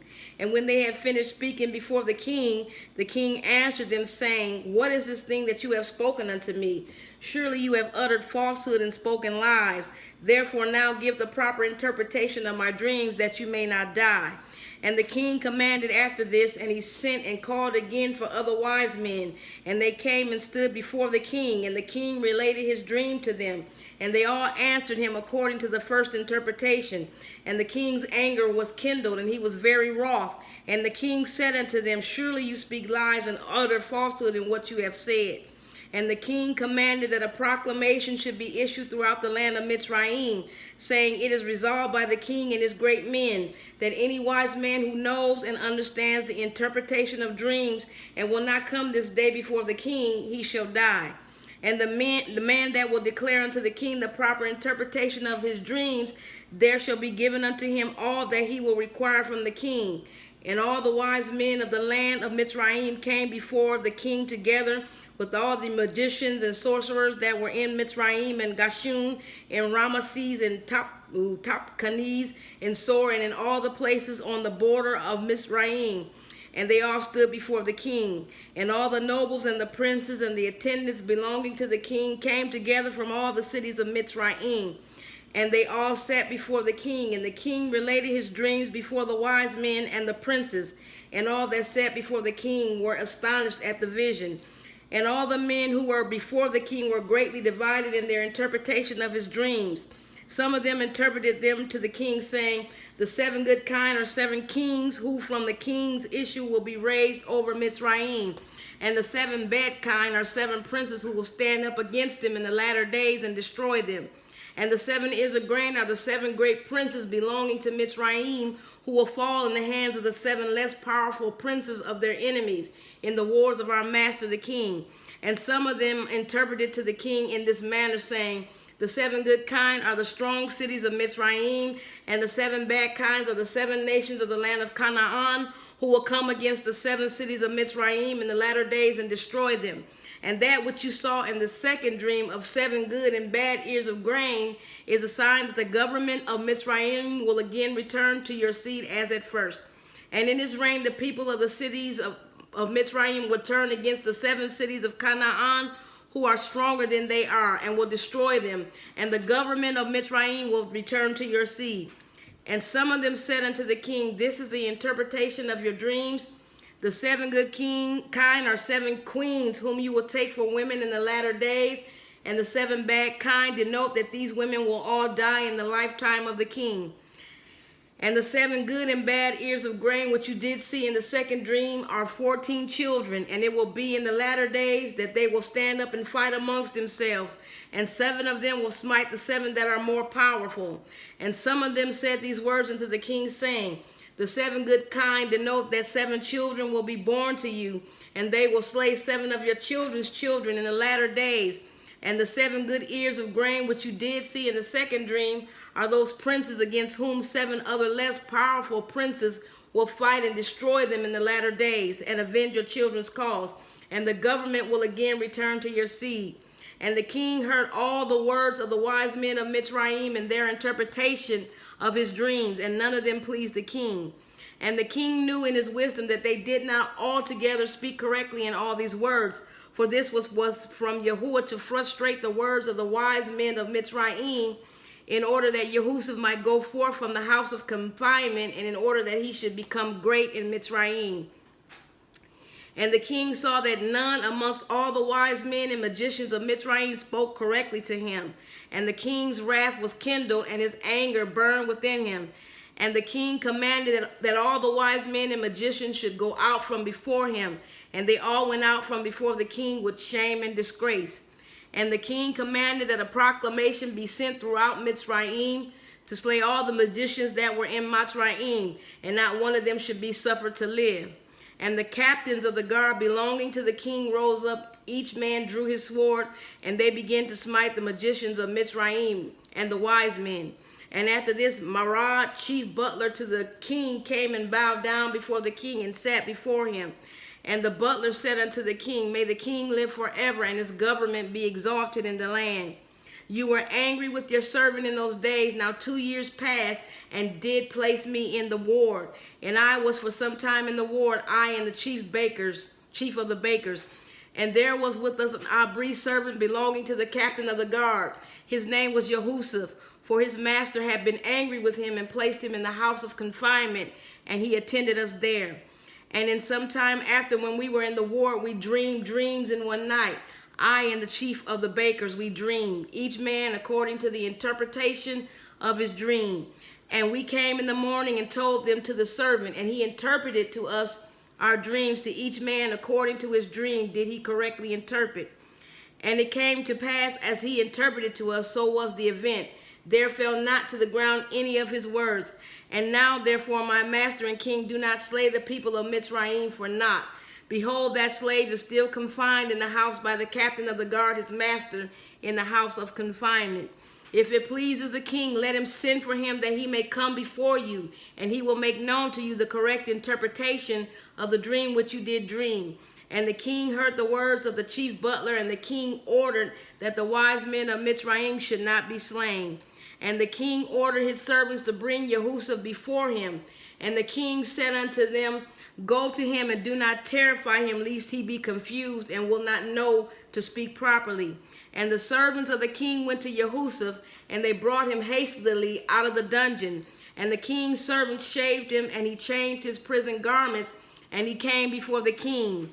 And the king was sitting upon his royal throne in a princely dress girt around with a golden ephod. And the fine gold which was upon it sparkled, and the carbuncle and the ruby and the emerald together, with all the precious stones that were upon the king's head, dazzled the eye. And Yahusuf wondered greatly at the king. And the throne upon which the king sat was covered with gold and silver, and with onyx stones, and it had 70 steps. And it was their custom throughout the land of Mitzrayim that every man who came to speak to the king, if he was a prince or one that was estimable in the sight of the king, he ascended to the king's throne as far as the 31st step. And the king would descend to the 36th step and speak with him. If he was one of the common people, he ascended to the 3rd step, and the king would descend to the 4th and speak to him. And their custom was moreover that any man who understood to speak in all the 70 languages, he ascended the 70 steps and went up and spoke till he reached the king. And any man who could not complete the 70, he ascended as many steps as the languages which he knew to speak in. And it was customary in those days in Mitzrayim that no one should reign over them, but who understood to speak in the 70 languages. And when Yahusuf came before the king, he bowed down to the ground before the king, and he ascended to the 3rd step. And the king sat upon the 4th step and spoke with Yahusuf. And the king said unto Yahusuf, I dreamed a dream, and there is no interpreter to interpret it properly. And I commanded this day that all the magicians of Mitzrayim and the wise men thereof should come before me, and I related my dreams to them, and no one has properly interpreted them to me. And after this, I this day heard concerning you that you are a wise man and can correctly interpret every dream that you hear. And Yahusuf answered Parah, saying, Let Parah relate his dreams that he dreamed. Surely the interpretation belongs to Elohim.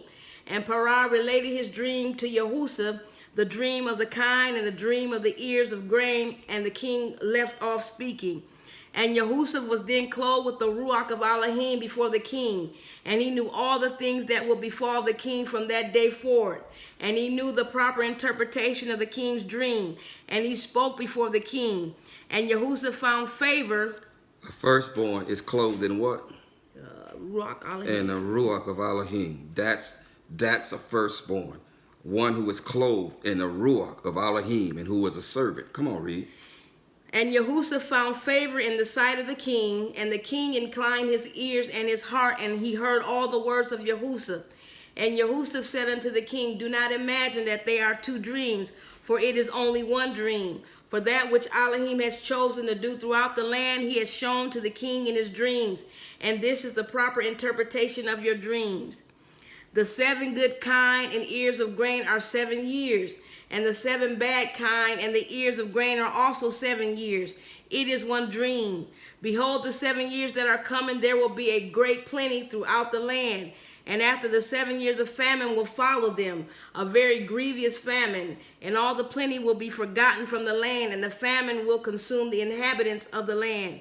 The king dreamed one dream, and the dream was therefore repeated unto Parah, because the thing is established by Elohim, and Elohim will shortly bring it to pass.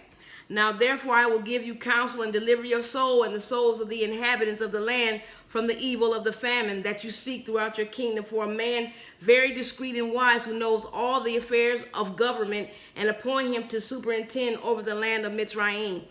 And let the man whom you place over Mitzrayim appoint officers under him, that they gather in all the food of the good years that are coming. And let them lay up grain and deposit it in your appointed stores.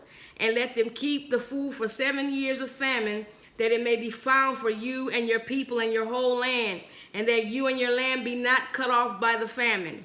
Let all the inhabitants of the land be also ordered that they gather in every man the produce of his field of all sorts of food during the 7 good years, and that they place it in their stores, that it may be found for them in the days of the famine, and that they may live upon it. This is the proper interpretation of your dream, and this is the counsel given to save your soul and the souls of all your subjects. And the king answered and said unto Yahusha, who says and who knows that your words are correct? And he said unto the king, this shall be a sign for you respecting all my words, that they are true, and that my advice is good for you. Behold, your woman sits this day upon the stool of delivery, and she will bear you a son, and you will rejoice with him. When your child shall have gone forth from his mother's womb, your firstborn son that has been born these 2 years back shall die, and you will be comforted in the child that will be born unto you this day. And Yahusha finished speaking these words to the king, and he bowed down to the king, and he went out. And when Yahusha had gone out from the king's presence, those signs which Yahusha had spoken unto the king came to pass on that day. And the queen bore a son on that day, and the king heard the good news about his son, and he rejoiced. And when the reporter had gone forth from the king's presence, the king's servants found the firstborn son of the king fallen dead upon the ground. And there was great lamentation and noise in the king's house. And the king heard it. And he said, what is this noise and lamentation that I have heard in the house? And they told the king that his firstborn son had died. Then the king knew that all Yahusha's word that he had spoken were correct. And the king was consoled for his son by the child that was born to him on that day, as Yahusha had spoken. Barak Yahuwah. Barak Yahuwah. Barak Yahuwah. What chapter was that, little one? 48. 48. Barak Yahuwah. Barak Yahuwah. Chapter 49.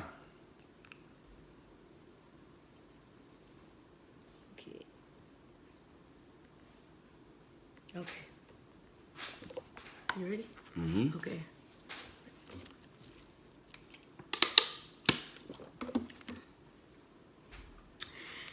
And after these things the king sent and assembled all his officers and servants, and all the princes and nobles belonging to the king, and they all came before the king. And the king said unto them, behold, you have seen and heard all the words of this Ibri man, and all the signs which he declared would come to pass, and not any of his words have fallen to the ground. You know that he has given a proper interpretation of the dream, and it will surely come to pass. Now therefore take counsel and know what you will do, and how the land will be delivered from the famine. Seek now and see whether the light can be found, in whose heart there is wisdom and knowledge, and I will appoint him over the land. For you have heard what the Ibri man has advised concerning this, to save the land therewith. from the famine. And I know that the land will not be delivered from the famine, but with the advice of the Abri man, him that advised me. And they all answered the king and said, the counsel which the Abri has given concerning this is good. Now therefore, our master and king, behold, the whole land is in your hand, and do that which seems good in your sight. Him who you choose and whom you in your wisdom know to be wise and capable of delivering the land with his wisdom, him shall the king appoint to be under him over the land. And all the king said to all the officers, I have thought that since Elohim has made known to the Abri man all that he has spoken, there is none so discreet and wise in the whole land as he is. If it seems good in your sight, I will place him over the land, for he will save the land with his wisdom. And all the officers answered the king and said, but surely it is written in the laws of Mitzrayim, and it should not be violated, that no man shall reign over Mitzrayim, nor be the second to the king, but one who has knowledge in all the languages of the sons of men. Now therefore our master and king, behold, this Abri man can only speak the Abri language. And how then can he be over us the second under government, a man who not even knows our language? Now we pray you send for him and let him come before you, and prove him in all things, and do as you see fit. And the king said, it shall be done tomorrow, and that thing that you have spoken is good. And all the officers came on that day before the king. And on that night Yahuwah sent one of his ministering messengers, and he came into the land of Mitzrayim unto Yehusaf. And the messenger of Yahuwah stood over Yehusaf. And behold, Yehusaf was lying in the bed at night in his master's house in the dungeon, for his master had put him back into the dungeon on account of his woman. And the messenger roused him from his sleep. And Yehusaf rose up and stood upon his legs, and behold, the messenger of Yahuwah was standing opposite to him. And the messenger of Yahuwah spoke with Yehusaf, and he taught him all the languages of man in that night. And he called his name Yehusaf. And the messenger of Yahuwah went from him, and Yehusaf returned and lay upon his bed. And Yehusaf was astonished at the vision which he saw. And it came to pass in the morning that the king sent for all his officers and servants, and they all came and sat before the king. And the king ordered Yehusaf to be brought, and the king's servants went and brought Yehusaf before Parah. And the king came forth and ascended to the steps of the throne, and Yehusaf spoke unto the king in all languages. And Yehusaf went up to him and spoke unto the king until he arrived before the king in the 70th step, and he sat before the king. And the king greatly rejoiced on account of Yehusaf, and all the king's officers rejoiced greatly with the king when they heard all these words of Yehusaf. And all the things seemed good in the sight of the king and the officers to appoint Yehusaf to be second to the king over the whole land of Mitzrayim. And the king spoke to Yehusaf, saying, now you did give me counsel to appoint a wise man over the land of Mitzrayim, in order with his wisdom to save the land from famine. Now therefore, since Elohim has made all this known to you, and all the words which you have spoken, there is not throughout the land a discreet and wise man like unto you. And your name no more shall be Yehusaf, but Zaphnath. I can't even say that. Zaphnath Panak shall be your name. You shall be second to me, and according to your word shall be all the affairs of my government. And at your word shall my people go out and come in. Also from under your hand shall my servants and officers receive their salary, which is given to them monthly. And to you shall all the people of the land bow down. Only in my throne will I be greater than you. And the king took off his ring from his hand and put it upon the hand of Yehusaf. And the king dressed Yehusaf in a princely garment, and he put a golden crown upon his head, and he put a golden chain upon his neck. And the king commanded his servants, they made him ride in the second chariot belonging to the king that went opposite to the king's chariot. And he caused him to ride upon a great and strong horse from the king's horses, and to be conducted through the streets of the land of Mitzrayim. And the king commanded that all those that played upon timbrels, harps, and other musical instruments should go forth with Yehusaf. 1,000 timbrels, 1,000 makalufs, and 1,000 nabalims went after him. And 5,000 men with drawn swords glittering in their hands, and they went marching and playing before Yehusaf. And 20,000 of the great men of the king, girt with belts of skin covered with gold, marched at the right hand of Yehusaf, and 20,000 at his left.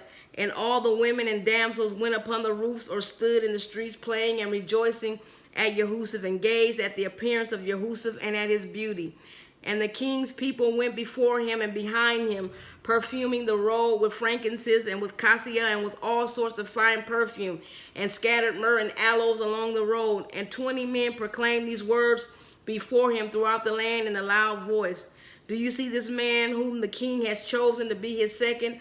All the affairs of government shall be regulated by him. And he that transgresses his orders, or that does not bow down before him to the ground, shall die, for he rebels against the king and his second. And when the heralds had ceased proclaiming, all the people of Mitzrayim bowed down to the ground before Jehoshaphat and said, May the king live, also may his second live. And all the inhabitants of Mitzrayim bowed down along the road. And when the heralds approached them, they bowed down and they rejoiced with all sorts of timbrels, makals, and nabals before Jehoshaphat. And Jehoshaphat upon his horse lifted up his eyes to heaven and called out and said, He raises the poor man from the dust. He lifts up the needy from the dunghill. O YAHUAH'S, happy is the man who trusts in you. And Jehoshaphat passed throughout the land of Mitzrayim with Parah's servants and officers, and they showed him the whole land of Mitzrayim and all the king's treasures. And Jehoshaphat returned and came on that day before Parah, and the king gave unto Jehoshaphat a possession in the land of Mitzrayim, a possession of fields and vineyards. And the king gave unto Jehoshaphat 3,000 talents of silver, 1,000 talents of gold, and onyx stones, and bedalim, and many gifts, beldalim. And on the next day the king commanded all the people of Mitzrayim to bring unto Jehoshaphat offerings and gifts, and that he that violated the command of the king should die. And they made a high place in the street of the city, and they spread out garments there, and whosoever brought anything to Jehoshaphat put it into the high place. And all the people of Mitzrayim cast something into the high place, one man a golden earring, the other rings and earrings, and different vessels of gold and silver work, and onyx stones and beldalim did he cast upon the high places.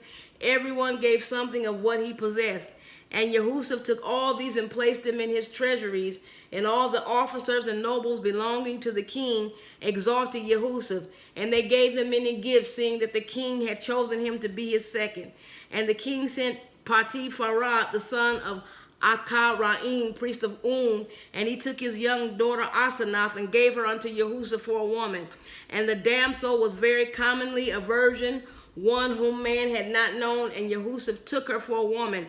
And the king said unto Jehoshaphat, I am Parah, and besides you none shall dare to lift up his hand or his foot to regulate my people throughout the land of Mitzrayim.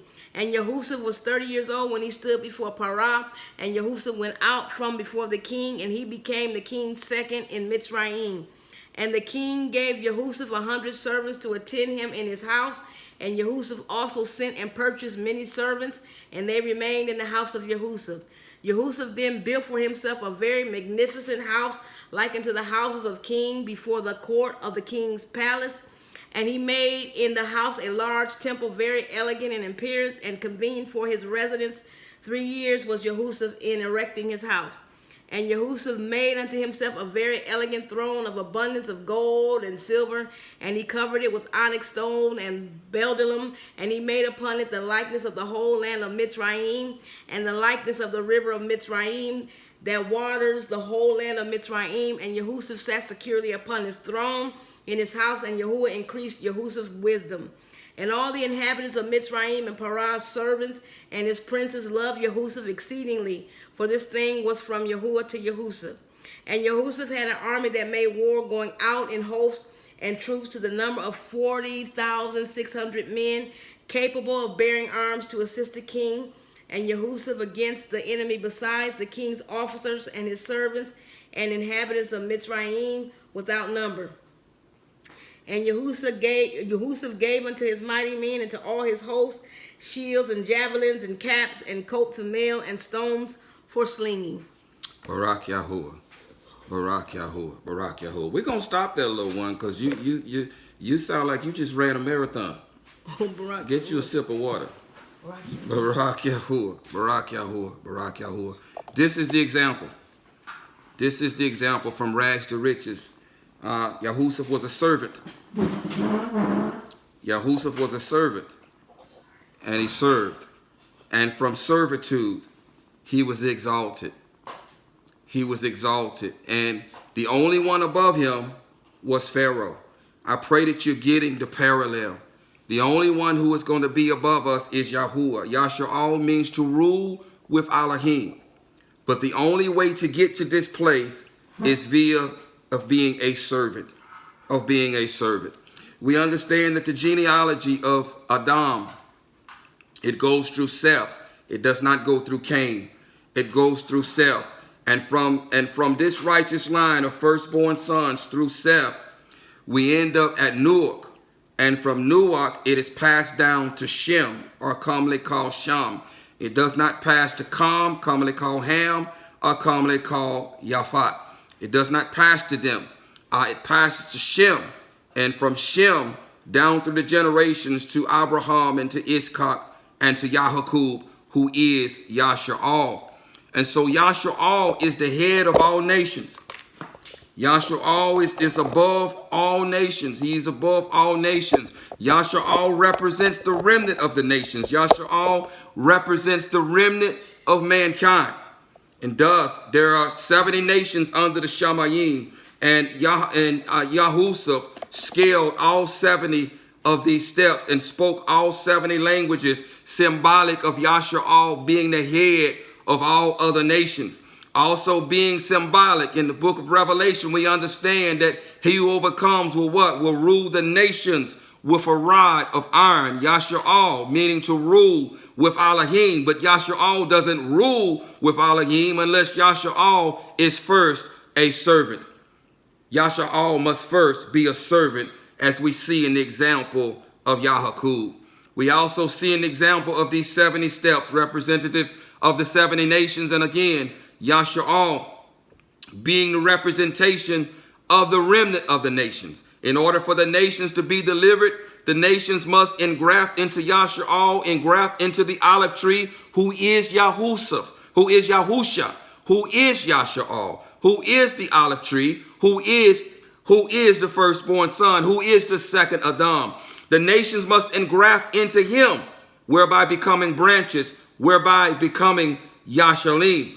And so in order for the nations to be saved, they must engraft into Yasha'al, his firstborn son.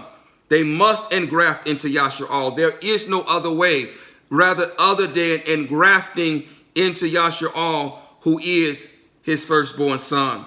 And this is why there were 70 palm trees and 12 springs of water when our ancestors came out of Egypt. This is why there were 70 elders. This is why there were 70 beings that went into Egypt. There were 70 beings that went down there, and this is why Yahusuf had to scale 70 steps. Yasha'al represents mankind, represents Adam, the remnant of the nations. The nations must engraft into Yasha'al in order to be saved. But here in the example of Yahusuf, we see the example. It's laid out for us. If we want to be Yashalim, which means to rule with Elohim, which means that the only one who will be above us is Yahuwah, and we will rule with him in this example. But if we want this, it begins and ends with being a servant. It begins and ends with the ancient path, which is the servant's road, which is the road which leads to everlasting life. Thank you, Master, once again for what you have done. We thank you for the words of life that you've been speaking. We thank you, Master, that you continue to uncover a mystery for us. There is more of the mystery that needs to be uncovered. I pray that you allow your servant to speak it in due time. But thus far, Master, I pray that your people are receiving these words, and that they're not just being hearers of the word, but that they are becoming doers of it.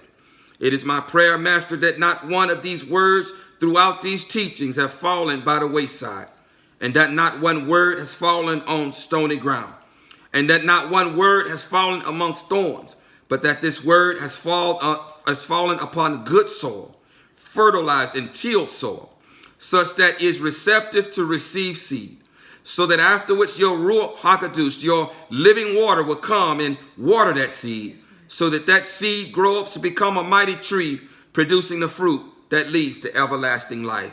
It is my prayer, Master, that as you continue to speak through your servant, that not one word falls void to the ground, but that it is accomplishing that which you have sent it forth to do.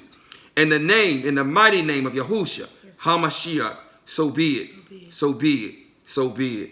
To those of you who are on YouTube, once again, we are grateful to Yahuwah that you have joined us. Those of you who will be listening to this later on, we pray that as you have continued to join us, that these words are edifying you, that they are encouraging you, that they are convicting you, that they are causing you to take an introspective look at yourself, and that you are becoming not just a hearer of the word, but a doer of the word, and that you are beginning to walk this ancient path in righteousness and sincerity and truth, because this ancient path is the unleavened road, that you are now walking it in sincerity and truth, and that you are now becoming servants, becoming firstborn sons and becoming servants, and are indeed embedded upon the servant's road.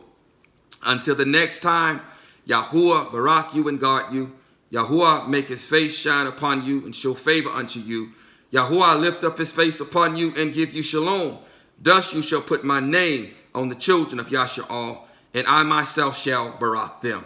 So be it, so be it, so be it. Shalom.